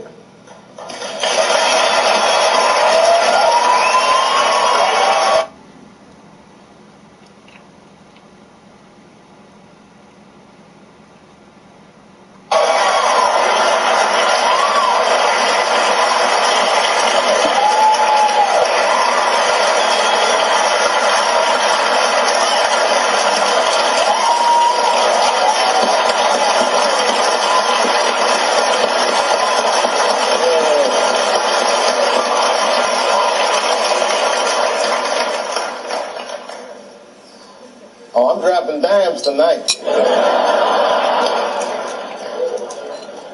I've had a long year, Mr. Lipton. We're on our way. What did you mean, Dave, when you described your father's death in 1998 as the beginning of a terrible decline? I was 23 when I was doing Half Baked. I was getting ready to turn 24. And I was going through all the things that a dude goes through when it goes from one level to the next. I was starring in a movie that I wrote. So things start getting crazy around you. Yeah. And my 24th birthday was coming on August the 24th, and I said, this is going to be a big one. And the morning that I turned 24, phone rang, and my sister was like, Dad had a stroke. For the next year, I watched my father teeter on life and death. And it was just all this stuff, man. Like Dad was down, and Half Baked didn't come out the way I wanted it to come out. I was real upset about that. Because it was a real cool script, and then I saw it, I was like, hey, man, you made a weed movie for kids. And it wasn't for kids, the script, you know. It was all these things, so much pressure. Africa. Then I was in Ohio. I get a call on my cell phone from Hollywood. I'm like, hello, Hollywood. They're like, hello, Dave. They're like, that pilot you did for Fox, looks like they want to pick it up. We need you to come out because they want to meet with you. And I was like, well, listen, I can't really come out right now. Got a real bad situation at home. Can we talk about this on the phone? No, they would rather meet with you in person. But you know, like the whore that they turned us into. I jumped on that plane and left my father's bedside, which I regret to this day. And I went out and I sat with these people in this room, and if you can imagine a large circle of people, and I was 12 o'clock, the black dude. Yeah, Dave, we really liked the show, but the pilot episode was about me getting booed off stage at the Apollo. They go, but what are we going to do about it? I mean, there's not really any white people in it. It was about the Apollo. It's not really white. Well, we were thinking about the girl on the show. We didn't think she was that funny, not that good looking. I think we should recast her. Maybe, and they started using terms like universal appeal. Basically saying they want me to recast the girl with a white woman. I said, yeah, I don't think I can do this, and I quit. On the cover of Variety, Chappelle pulls the race card. The race card. And I get calls from Newsweek, 60 Minutes. Everybody, we want your story. Now I'm scared to death. I'm like Rosa Parks or something. I'm like, I'm not ready for this. I was just venting a little bit. And then, he went later, Dad dies. And that's hard for a young dude in his life. That's a real tough loss. I was there when he died. And he went from being my father to what are we going to do with the body. Within moments, it was over. And I'm going through all this stuff, and this is the guy I would usually talk to, right? Dad, I got to figure this out for myself. I want to figure this out for myself. I was beat down. I wasn't living right. You know what I mean? Like, the weed thing was just a bad habit at this point, and you know what I mean? All these, chicken head girls you mess with when it comes with the territory. I'm just being real. Just being real. Just wasn't living right, man. I didn't feel good, and the stand-up stuff was just some angry stuff. It was just like I was kind of bottoming out. But when my dad died, because I've been commuting back and forth to Ohio so much, that's when I bought the farm, which I call the Hollywood farm. Did you stay in Yellow Springs for a while? I live there to this day. I live there to this day. I'm raising my kids there. Look, man, at that point in your life, it's something so real in contrast. This time everything will be by the book. Everything. I think it's a moon answer. I know I'm in a better mood. Should I shoot him? Who, Papa? Super Troopers 2, rated R. To what Hollywood is, a very powerful illusion. And when your dad died, it kind of just broke the spell. Like, oh, this is bullshit. Look, I've been spending so much time doing this. What about my family? What about my friends? Wait, whatever happened to my friends? They don't even have any friends. Ugh. So I bounced, man. New Year's Eve, 1999, I moved into that farm, and that was it. As far as I was concerned, I was done with show business.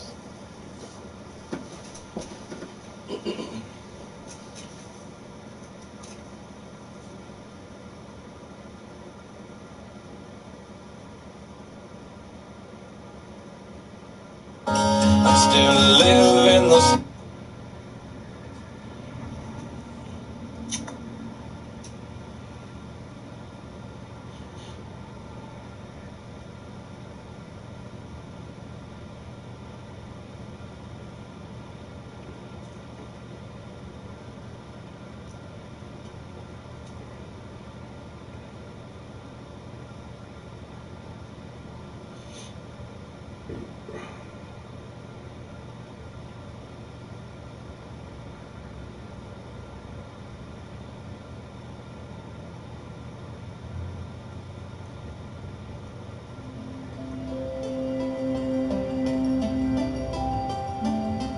Well, about 2 years ago, I stumbled on a piece of neuroscience that just stunned me.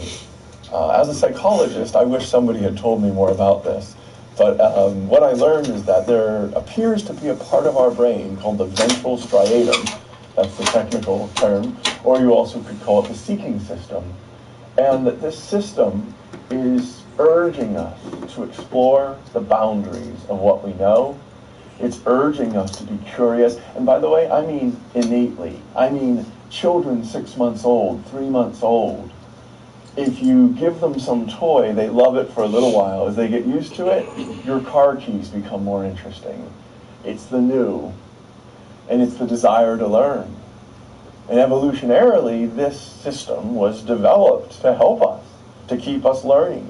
And so when I learned about this seeking system, it really turned me on, because it started to give me an insight into why disengagement from boring work, that may not be a bug, that might be a feature. In the 2015-2016 Gallup polls, the evidence is that about 70% of people are not engaged in what they do all day long, and about 18% of people are repulsed. They're actively disengaged from what they do. And I think that the reason why I say this is a problem, and it could even be called an epidemic, is because work is mostly what we do. We spend so much more time at work than with our families, or than there's things called hobbies. And so I think that the pervasiveness of people feeling like work is a thing that we have to shut off from, a thing that we can't be our best selves, a thing that we have to get through on the way to the weekend. I think that that is a sort of humanistic sickness. And while it is bad for people, that's the humanistic bit, it also is really bad for organizations who get lackluster performance. I think that it's interesting to think about when this all started happening. And, you know, I didn't live back in the 1850s, but all the records suggest that you could buy shoes, and those shoes would be sold by some store, some cobbler, and maybe there'd be 3 people that worked there. Rarely would there be 5 people that worked there. And while that probably wasn't the best work in the world, each of the people in the store would watch the customer walk in, and then they'd make a shoe for that customer. And they'd take leather and they'd sew it, and then they'd give it. And around 1890, we got this different idea as a species, where we should not sell 2 pairs of shoes each day, but 2 million. And this idea of scaling up had certain implications for how work felt. And part of that was because it was decided that the way to do this would have extreme efficiency by breaking the work into really small tasks, where most of the people don't meet the customer. Most of the people don't invent the shoe. Most of the people don't actually see the shoe made from beginning to end. And this idea of removing the meaning from the work was intentional. And the idea of removing the curiosity from the job was intentional. For Henry Ford, curiosity was a bug. It was a problem. And he needed to stamp it out in the name of reliability and quality. Now, I'm not saying still acting just like the 1900s, but I am saying that that's when we cut our teeth on management practices and the way we use control systems and punishments and extrinsic rewards to kind of call people out into doing really repeated and sometimes tedious tasks again and again and again without having a sense of the bigger picture or who uses the final product. I think that that's part of where it came from. So a small organization in any industry, selling toner cartridges, selling fruit, selling shoes, if you're just starting up and you've only got 30 or 50 people working there, everybody is curious. Everybody is doing everything. There aren't really tight role descriptions. The job titles are not burned into your flesh. The frame of your job is not sacred. And so you could be a delivery person, but then if you see the competitor do something, then you can be corporate espionage, and you can take back information, and then you can get into strategy and help reinvent a response to what you saw. And that's actually not only acceptable, it's desirable. The CEO loves you for doing this. When you get to have 50,000 people in an organization, you're supposed to stay in your lane. You know, the expectation is there are a set of KPIs, key performance indices, and this is the way that we measure you on your job. And yeah, it might be that you have ideas about competitive advantage and what the competitors are doing, but there's no time for that because we need you to do these things that we've already set aside for you again. So I think it's, in my own opinion, a lot less about which industry and a lot more about the culture and the expectations for what different employees can bring to the party.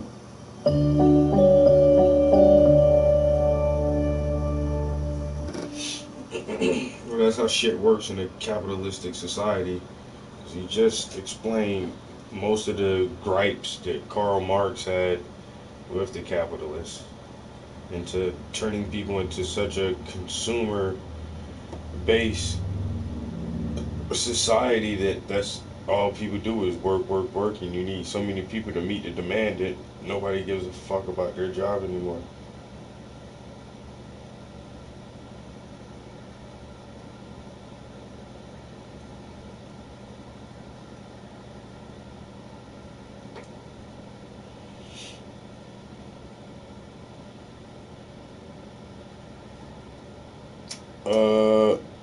Oh my bad. I didn't realize the camera was so low.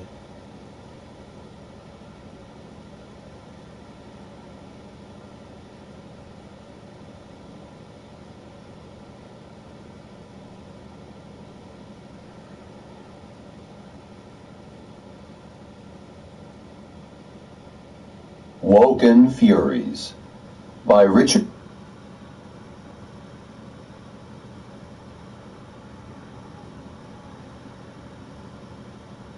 Important. Equally, I spend part of my time in small-scale gambling and occasionally no-gravity knife fighting. All of these things could make me enemies, as indeed could most of my business interests. I didn't feel that your first day in a new sleep on a new world was the time for a line-by-line explanation of my life. Where would I expect to begin?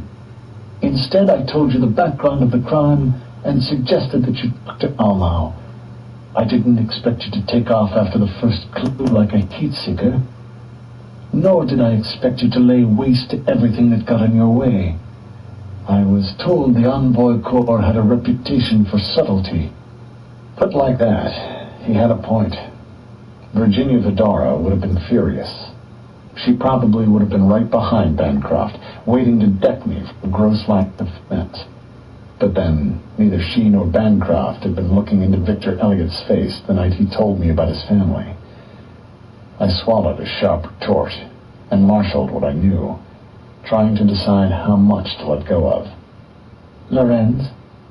Miriam Bancroft was standing just outside the conservatory, a towel draped around her neck and her racket under one arm. Miriam? There was a genuine deference in Bancroft's tone, but little else that I could determine. I'm taking Nayland and Joseph out to Hudson's Raft for a scuba lunch. Joseph's never done it before, and we've talked him into it. She glanced from Bancroft to myself and back. Will you be coming with us? Maybe later, Bancroft said. Where will you be? Miriam shrugged. I hadn't really thought about it. Somewhere on the starboard decks. Benton's, maybe? Fine. I'll catch up with you. Spear me a kingfish if you see one. Aye, aye. She touched the blade of one hand at the side of her head in a ludicrous salute that made both of us smile unexpectedly.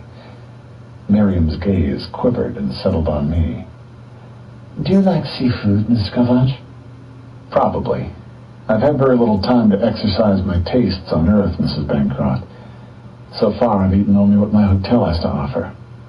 Well, once you've developed a taste for it, she said significantly, maybe we'll see you as well. Thank you, but I doubt it. Well, she repeated brightly. Try not to be too much longer, Lorenz. I'll need some help keeping Marco off Nayland's back. He's fuming, by the way. Bancroft grunted. The way he played today, I'm not surprised. I thought for a while he was doing it deliberately. Not the last game, I said to no one in particular. The Bancrofts focused on me. He unreadably. She with her head tipped to one side and a sudden wide smile that made her look unexpectedly childlike. For a moment I met her gaze, and one hand rose to touch her hair with what seemed like fractional uncertainty. Curtis will be bringing the limousine around, she said. I'll have to go. It was a pleasure to see you again, Mr. Kovach. We both watched her stride away across the lawn, her tennis skirt tilting back and forth. Even allowing for Bancroft's apparent indifference to his wife as a sexual being, Miriam's wordplay was staring fractionally too close to the wind for my liking. I had to plug the silence with something. Tell me something, Bancroft. It's like my AIs did something other than what I ordered them to. Major, you okay in there? Attach pull missile.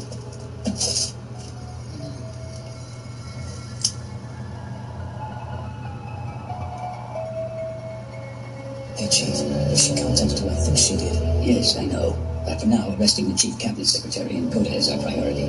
It's slim, but there's a chance that what happened today won't be made public in our lifetimes. First, let's clean up this mess as quickly as possible. Understood.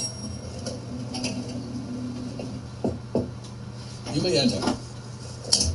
Chief Cabinet Secretary, I assume you know the reason why we're here, so I'll come straight to the point. Your actions in the current situation amount to a coup d'etat and mass murder under the guise of war. I can't sit back and watch as they blow themselves up with a nuke. They have no nuclear weapons. That story was fabricated by you and Goda of the Cabinet Intelligence Service. Goda? Fast-tracking the security treaty with the purpose of securing this country's future was all I did. We're in a war against the refugees. Now, sir, may I remind you that you will be put through a rather rigorous, unofficial inquiry. I've been prepared for that all along. And as for you, you turned out to be even more of a typical weak woman than I expected you to be. I don't know who you begged for help during your emotional fit, but this country has to stand on its own 2 feet without the American empire. It's acutely clear that you're laboring under a false impression. That doesn't look like a nuclear explosion. Your orders? Shall we launch a second missile, sir? Not yet. Let's hold off on that until we can ID the southbound bogies that are approaching from the northeast. What if their aircraft is marked with the A1 military insignia, sir? National independence through personal independence. I like to think that I have acted in accordance with that ideal ever since I took office. Just as it always has, my administration will pursue a policy of independent action and UN reconciliation. I intend to maintain an equal distance from the American Empire, the Amero-Soviet Union, and China, as well as Asia and the nations of the EU.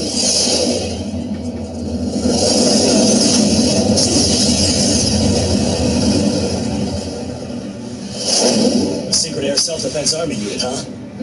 All right, Japan's made its intentions clear. We're pulling out. You can take them away now. Yes, ma'am.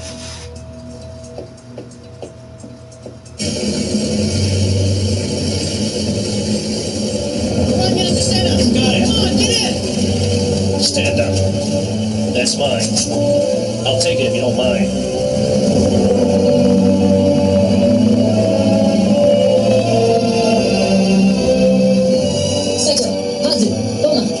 You still in one piece, Major? Yeah. Sorry, but stay put and give a thorough report to the Self-Defense Army. Understood.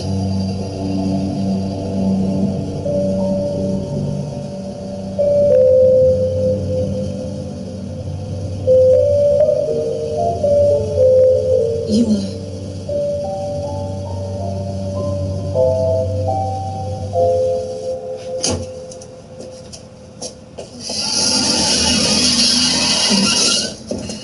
Ishikawa of Section 9, I take it. I came here to take that off your hands. Oh, you mean this? That's right. Don't screw with us, punk. Section 9 practically invented dirty tricks in information warfare. If the vassal state is negligent in its services, the starvation of the consumer state is inevitable.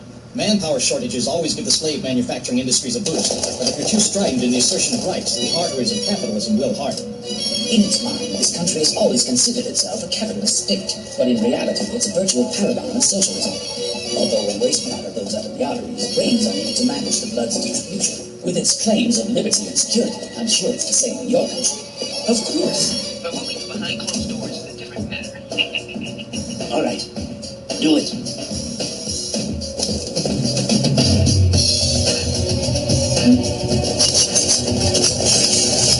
Don't do it. Don't rush to your death. It's Mr. Aramaki. What's all this about? You, Kazunda Goda. You're accused of criminal action. Attempting to instigate civil war and conspire with a foreign power to start a war for personal gain. You are coming with us now. The Chief Cabinet Secretary admitted to most of the charges. In addition, the final act of your play is a flop. Are you sure? Even if you're right, arresting me now would be utterly pointless. What's that supposed to mean? The Chief Cabinet Secretary and I have a standalone relationship. Not only that, I've submitted a report personally written by me to the Metropolitan Police Headquarters, who should already be in their possession at this time. Didn't you know? The Penal Code clearly states that by coming forward voluntarily, I can't be charged with any of the crimes you just mentioned. So I'm going to a country in need of someone with my abilities and talent. Are you sure? Have it your way. I happen to have a note here from the Prime Minister. It's written here that she holds your abilities in the highest regard. But if there's a risk of those talents ending up in the hands of a foreign power, we're to prevent that from occurring at any cost. She also says that if it's necessary, we shouldn't hesitate to use lethal force. How do you want to do this? Don't worry. The old man's just bluffing. Let's go. Right. You think so? Well, you're dead wrong.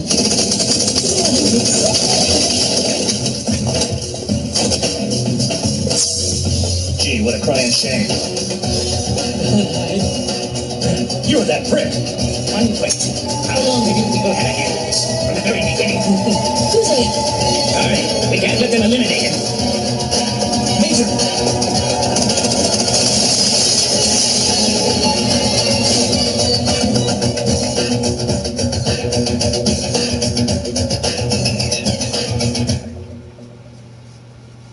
What's that you have there? A crane. A crane, hmm? My, these micro machines are rather effective, aren't they? You'll have a painless death. You really are a fascinating person, to be sure. However, we view you I as a swear dangerous y'all paint element. this fucking Your yellow country so has many no need of times. charismatic leaders that can't be controlled. Docile consumers. That's the way to go. Oh, go on. Ahead.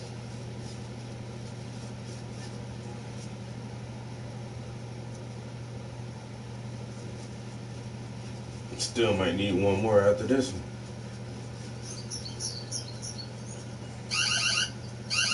Major, where are you? Off goofing around? Rendezvous with Azuma and Proto in Nihama Ward 4. What's the matter? The supplementary budget you requested was passed in its entirety. Fuchikoma, information. Yes, sir. Major, listen to me. A great many lives were lost in this incident. All it's done is return the refugee issue right back to square one. Plus, the Prime Minister's self-reliant United Front policy will probably prove to be a thorny path for the populace.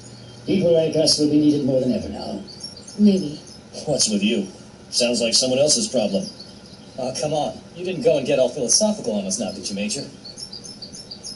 Major, I have a report stating that the supplementary budget passed in the 329th session of Parliament.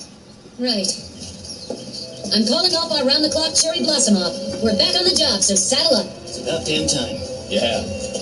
I started to think I was going to die of boredom. I should have had a drink to warm myself up. It sure is nice to have our Major back.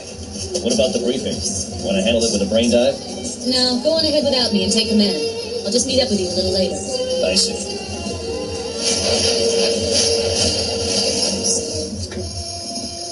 What is it? Forget it. It was nothing anyway.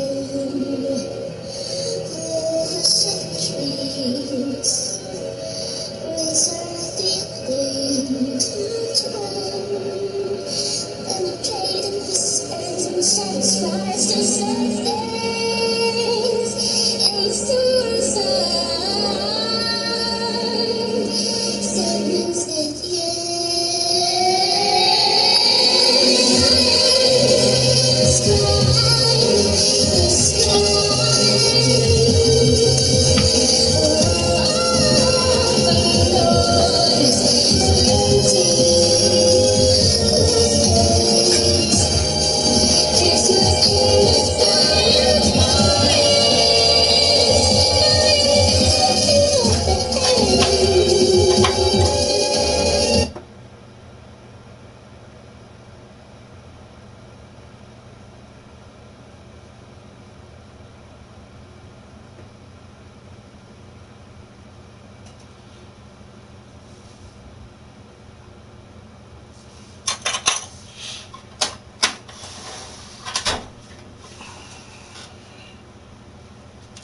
I really do wish this yellow would just fucking cover.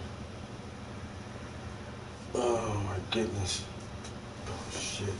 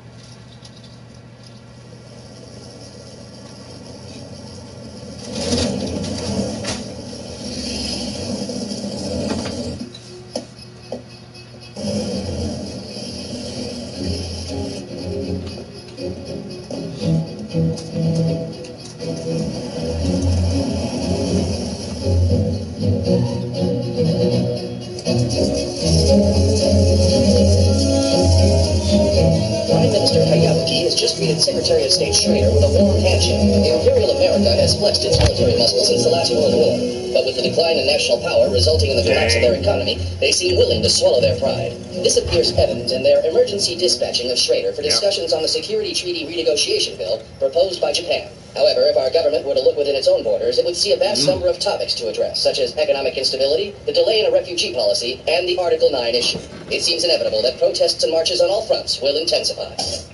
Keep that crap turned off. We're on a break. Hey, don't take it out on those two just because you're losing. You're not doing so hot yourself, bucko. I'm gonna clean up this time.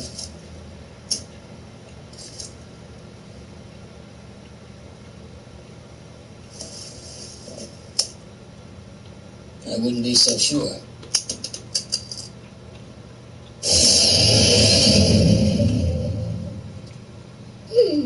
Tell me, why do we have to bother with mutual security guarantees these days? I mean, Japan's got a military, doesn't it? Yes, and the current administration is ultra hawkish. But with Imperial America's economy in the toilet now, they want to negotiate a new security treaty while we're in a position to hold the upper hand. They probably want to get back at them for losing face last century. Huh?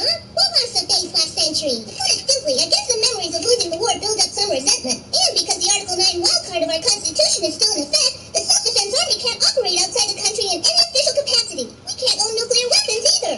The 20th Century Security Treaty was signed at the expense of our pride. However, the two work pretty well as an implicitly indivisible team. America with the spear and Japan the shield. But our country's now at the point where they face a different kind of threat, namely economic issues. I bet this new agreement stems from a desire to protect each other's vulnerable spots. There you go. Gosh, you're just a boggling wealth of knowledge. Synchronize that last data with me, okay? Jeez, would you both pipe down? I agree with him. We've got a life or death struggle here. Will you two shut your traps for a while? You too, Azuma. For a rookie, you're being awfully pushy, don't you think? Now, don't take it out on those two just because you're losing. That's half when I turn the tables on you. I raise. I'll see it. And raise. Now we got ourselves a poker game. This poker game, as they call it, is all about probabilities. So how come Mr. Saito is consistently winning? I've been trying to process that question too. Bugging me.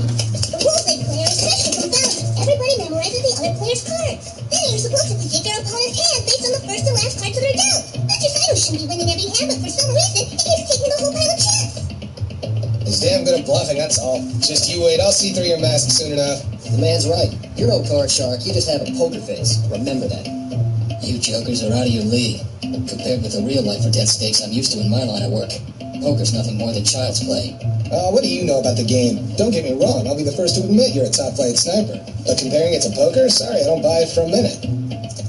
There was one time I was up against a world-class sniper in a duel. This person terrified me down to the very soles of my boots. I've never been as afraid of anyone in a battle of wits as I was of this individual. That experience left me with something. Ever since then, I've been able to accurately guess what most people are thinking with just a brief look at them. You know what I think of that? You're full of crap. So, what was this person like?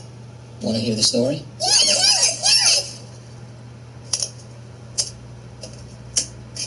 I'll tell it if the rest of you will see my race. It ain't like I want to hear this fairy tale or anything, you know. I just want to play. It was back in the summer of 2020. Eurasia found itself mired in a pointless war of attrition, and I'd become fed up with the vindictive isolationist policy that Japan enjoyed while it sat in the middle of the precarious balance and safely watched from afar. So I went and hired on as a mercenary with the Red Bianco. It was a volunteer army that was formed to support Mexico's provisional government. Back then, I was a different man, and my left eye was still tucked in its socket, safe and sound.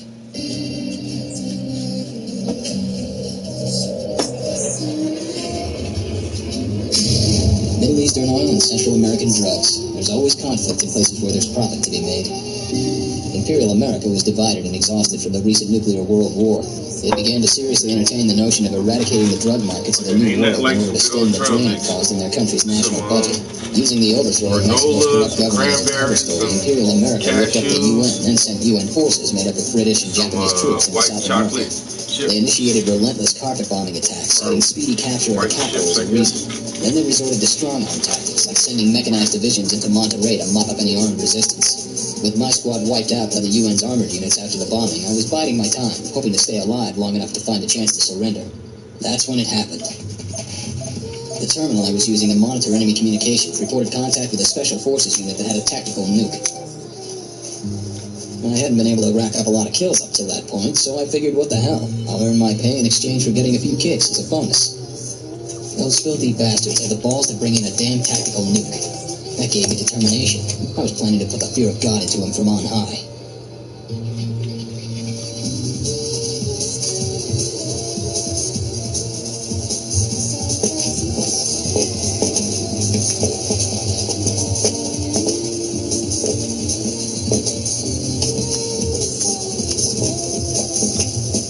Something wrong?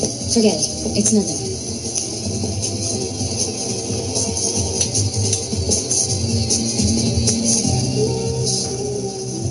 That's them. They're always worrying about catching flack for attacking hospitals, churches, and whatever. They left too many places for guerrillas to hole up in. True enough. But if it's any comfort, we got 2 platoons assigned to cleaning out the nests. I hope so. You Yanks carry the standard for being a fundamentally sloppy lot. Yeah? I think you Limeys put too much faith in that oh-so-legendary SAS of yours. Governor. Bigsy bloody Rambo.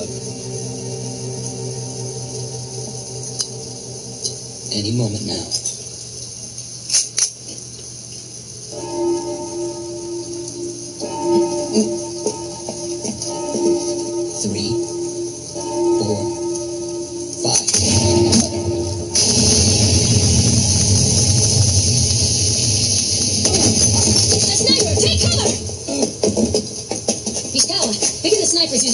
Downlink. Hack the satellite and pinpoint his location. Understood. Why me? Son of a bitch! Corporal Freeze! Just don't move! He isn't using a satellite. There's a wide area jammer running with a one-click radius. Can you try using the source of the jamming signal to determine his exact position? Already on it. Man, you two are good. You've been doing this a while? If you've got time to chat, you've got time to do some recon, stupid rookie. Which way did the fire come from? Were you able to get a fix? The sniper's not hear us. Switch over to Cybercom. Try it, tough guy. That static will give you a mean bite. Sorry, I slipped up. I didn't get a fix on the shooter's location. We gotta help him soon. Hey, Sergeant, what's the plan? Ginger, you're gonna arrest Mother. Pull him out quick. We'll all cover you. Snow, you help him. Now get moving. Bigoted son of a bitch. Hey, Japs, you guys target the buildings to the west. The rest of you take the buildings to the east. Let's do it.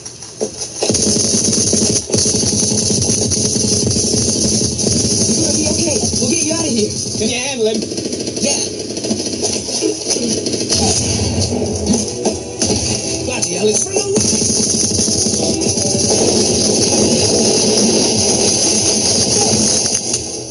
I better keep you clowns wondering where I am for a little while longer. Now let's see you sweat.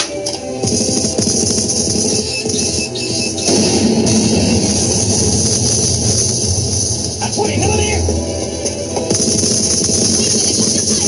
Stop shooting! Snow, which direction was Ginger shot from? From the west. What, are you blind? That car got blown to hell just now! The enemy's to the east! No, maybe there's a damn good chance that we're surrounded! Where could the jamming signal be coming from? I've only got a rough guess, but I'd say there are 3 possible spots. The building to the east, the church, and the hospital. Could the east one be a decoy? Probably. Right before the 20mm fire, the signal cut out for a second. And Warfare 101 says to keep the sun at your back. Sergeant, we think the east one is an unmanned decoy. If we were surrounded, we'd be taking more fire than this. We might only be up against a single sniper. How in the hell can you be so sure? That's what the situation tells me. Just hear me out. I'm going to circle around the buildings to the east and make my way over to you. If it does turn out to be unmanned, I'll give you a signal. When I do, have everyone open fire on the church and hospital. Take advantage of that cover to retrieve the corporal and the tactical nuke. Without that, we're stuck here. Okay, try it, but take Snow with you. Detouring to regroup, huh? I guess they'll soon find out that the east building is deserted. Before that, I'll pick off another one of them. I thought so.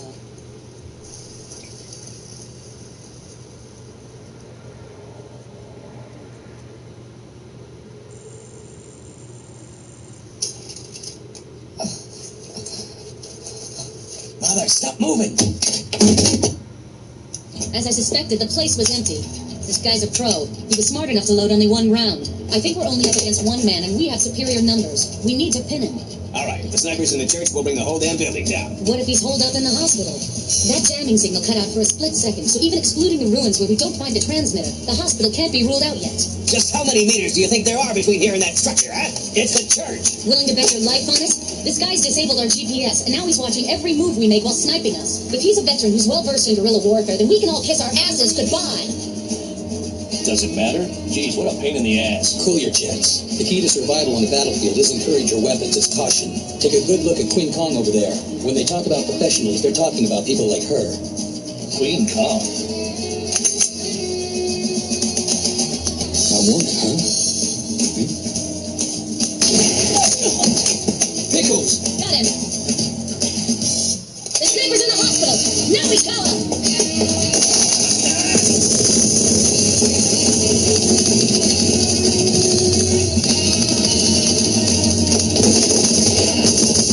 We recovered the pod at least. It's too late for the corporal, though. Let's return to base for now, then. We can't sit around here and wait for him to take us all out. That's stupid. I'm not running. He took Pickles' life. It's payback time. He's meat. You're gonna follow orders. We're returning to base to regroup. You can go back if you want, but we'll need to take out that sniper no matter what, Sergeant. With our comm gear not working, we can't call for backup. She's right about that. And for whatever it's worth, we still outnumber him. What's it gonna be? A couple of your own mates will kill 2, you know. All right, we'll do it your way.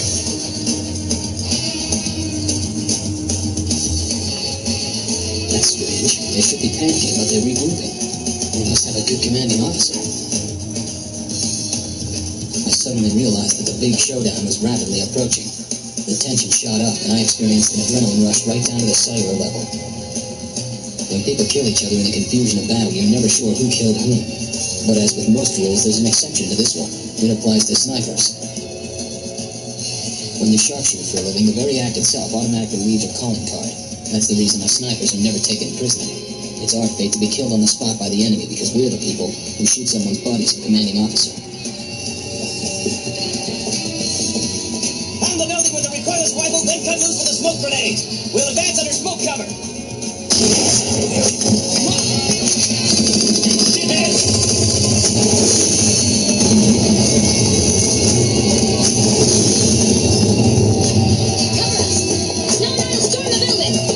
So what am I, her backup? Look on the bright side, pal. This means you've earned her trust now.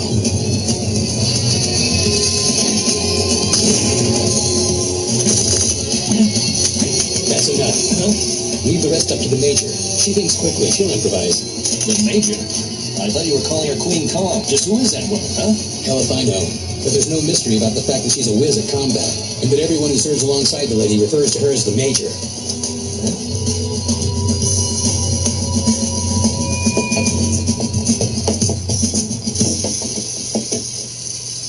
Major Motoko Kusanagi. Motoko.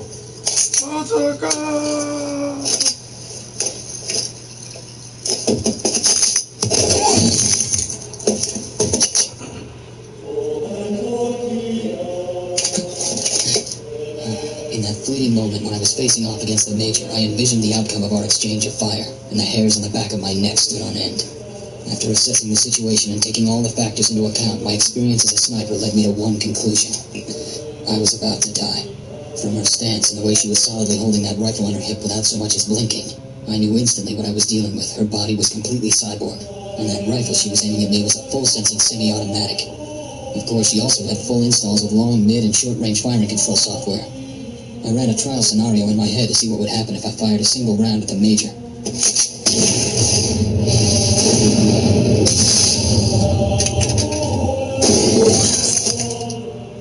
She'd have shot down my first bullet, and I, with my bolt-action rifle, would have gotten hit with a second round as I tried to get back behind the pillar. I simulated it again and again and got the same conclusion. Correct. I'd have been taken out sooner or later. I desperately racked my brain to come up with a way I could turn the tables in a situation like that. And then I noticed something strange. I saw the jamming gear, which was the first thing the Major shot. I started wondering, why did she use 3 whole rounds to destroy it? Wait a minute. Is it possible that she doesn't have mid-range fire control software? Yes, that's the only explanation. She knew the sniper's position, but she used her full-sensing rifle as a short barrel. That's because she's falling back on the idea that it can be used as a submachine gun while at medium range. In which case, she needs control software to snipe me at this distance. She must be in the middle of downloading that software via satellite at this moment. Get there first.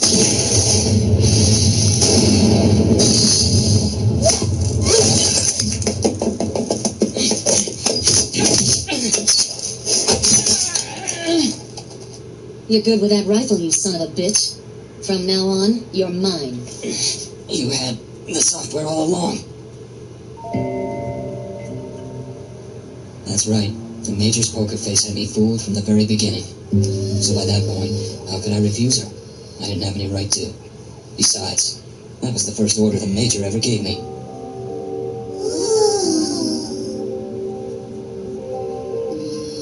So deal the last cards.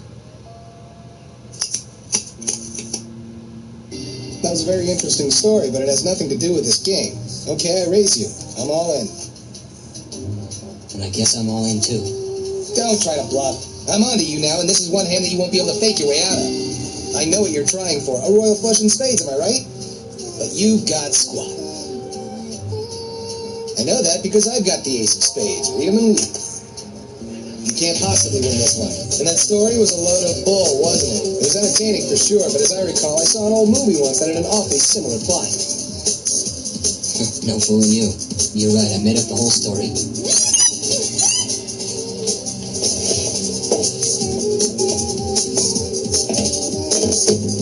I'm gonna let you guys off easy today. Ozma, do me a favor and cash me out. Feeling ashamed of yourself?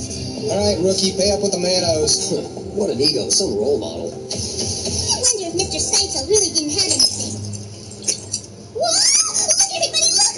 His last card was the 9 of spades! Mr. Seitzel won! He got a straight flush! No kidding. I'll be damned. So does this mean that maybe his story was true, too? Could be.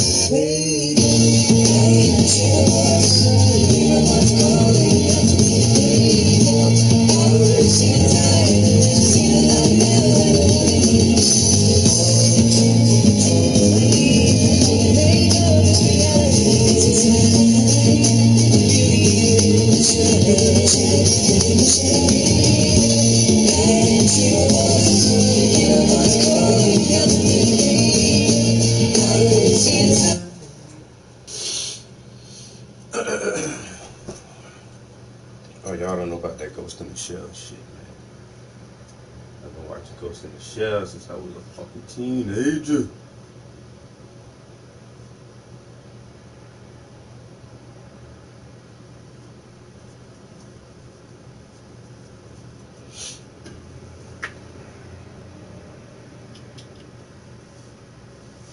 Alright, it's cool that this is drying pretty fast, but I'm going to take a break. I've been going over this yellow for 2 hours, okay? Okay? For 2 hours, and the shit still isn't covering like I want to. I don't know what kind of formula I need to make for this motherfucking yellow to cover this goddamn canvas, but I'm getting frustrated. I'm going to take a break. I'm going to go smoke and play some video games, but when I come back, I guess I'm going to have to just paint this yellow again and again until it covers enough that I feel comfortable with it. Because in some spots you can still like see through it. It's kind of splotchy.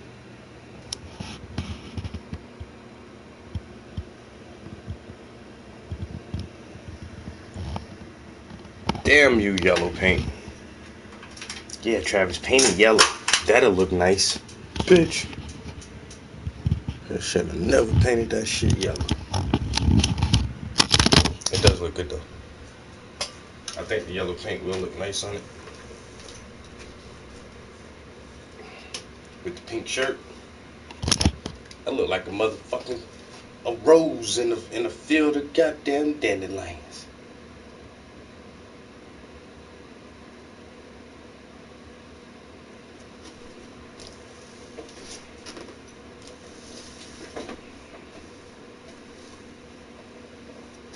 Dang.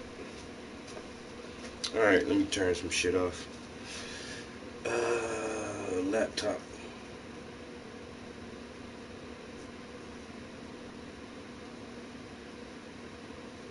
The laptop is powered. Shut down. Boom. Laptop is off. Bluetooth speaker is off. Put my phone settings back to normal.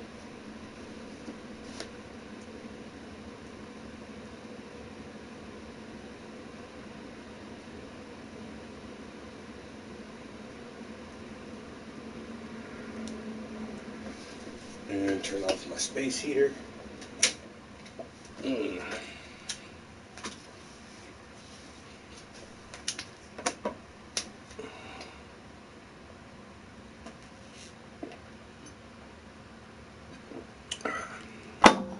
All right.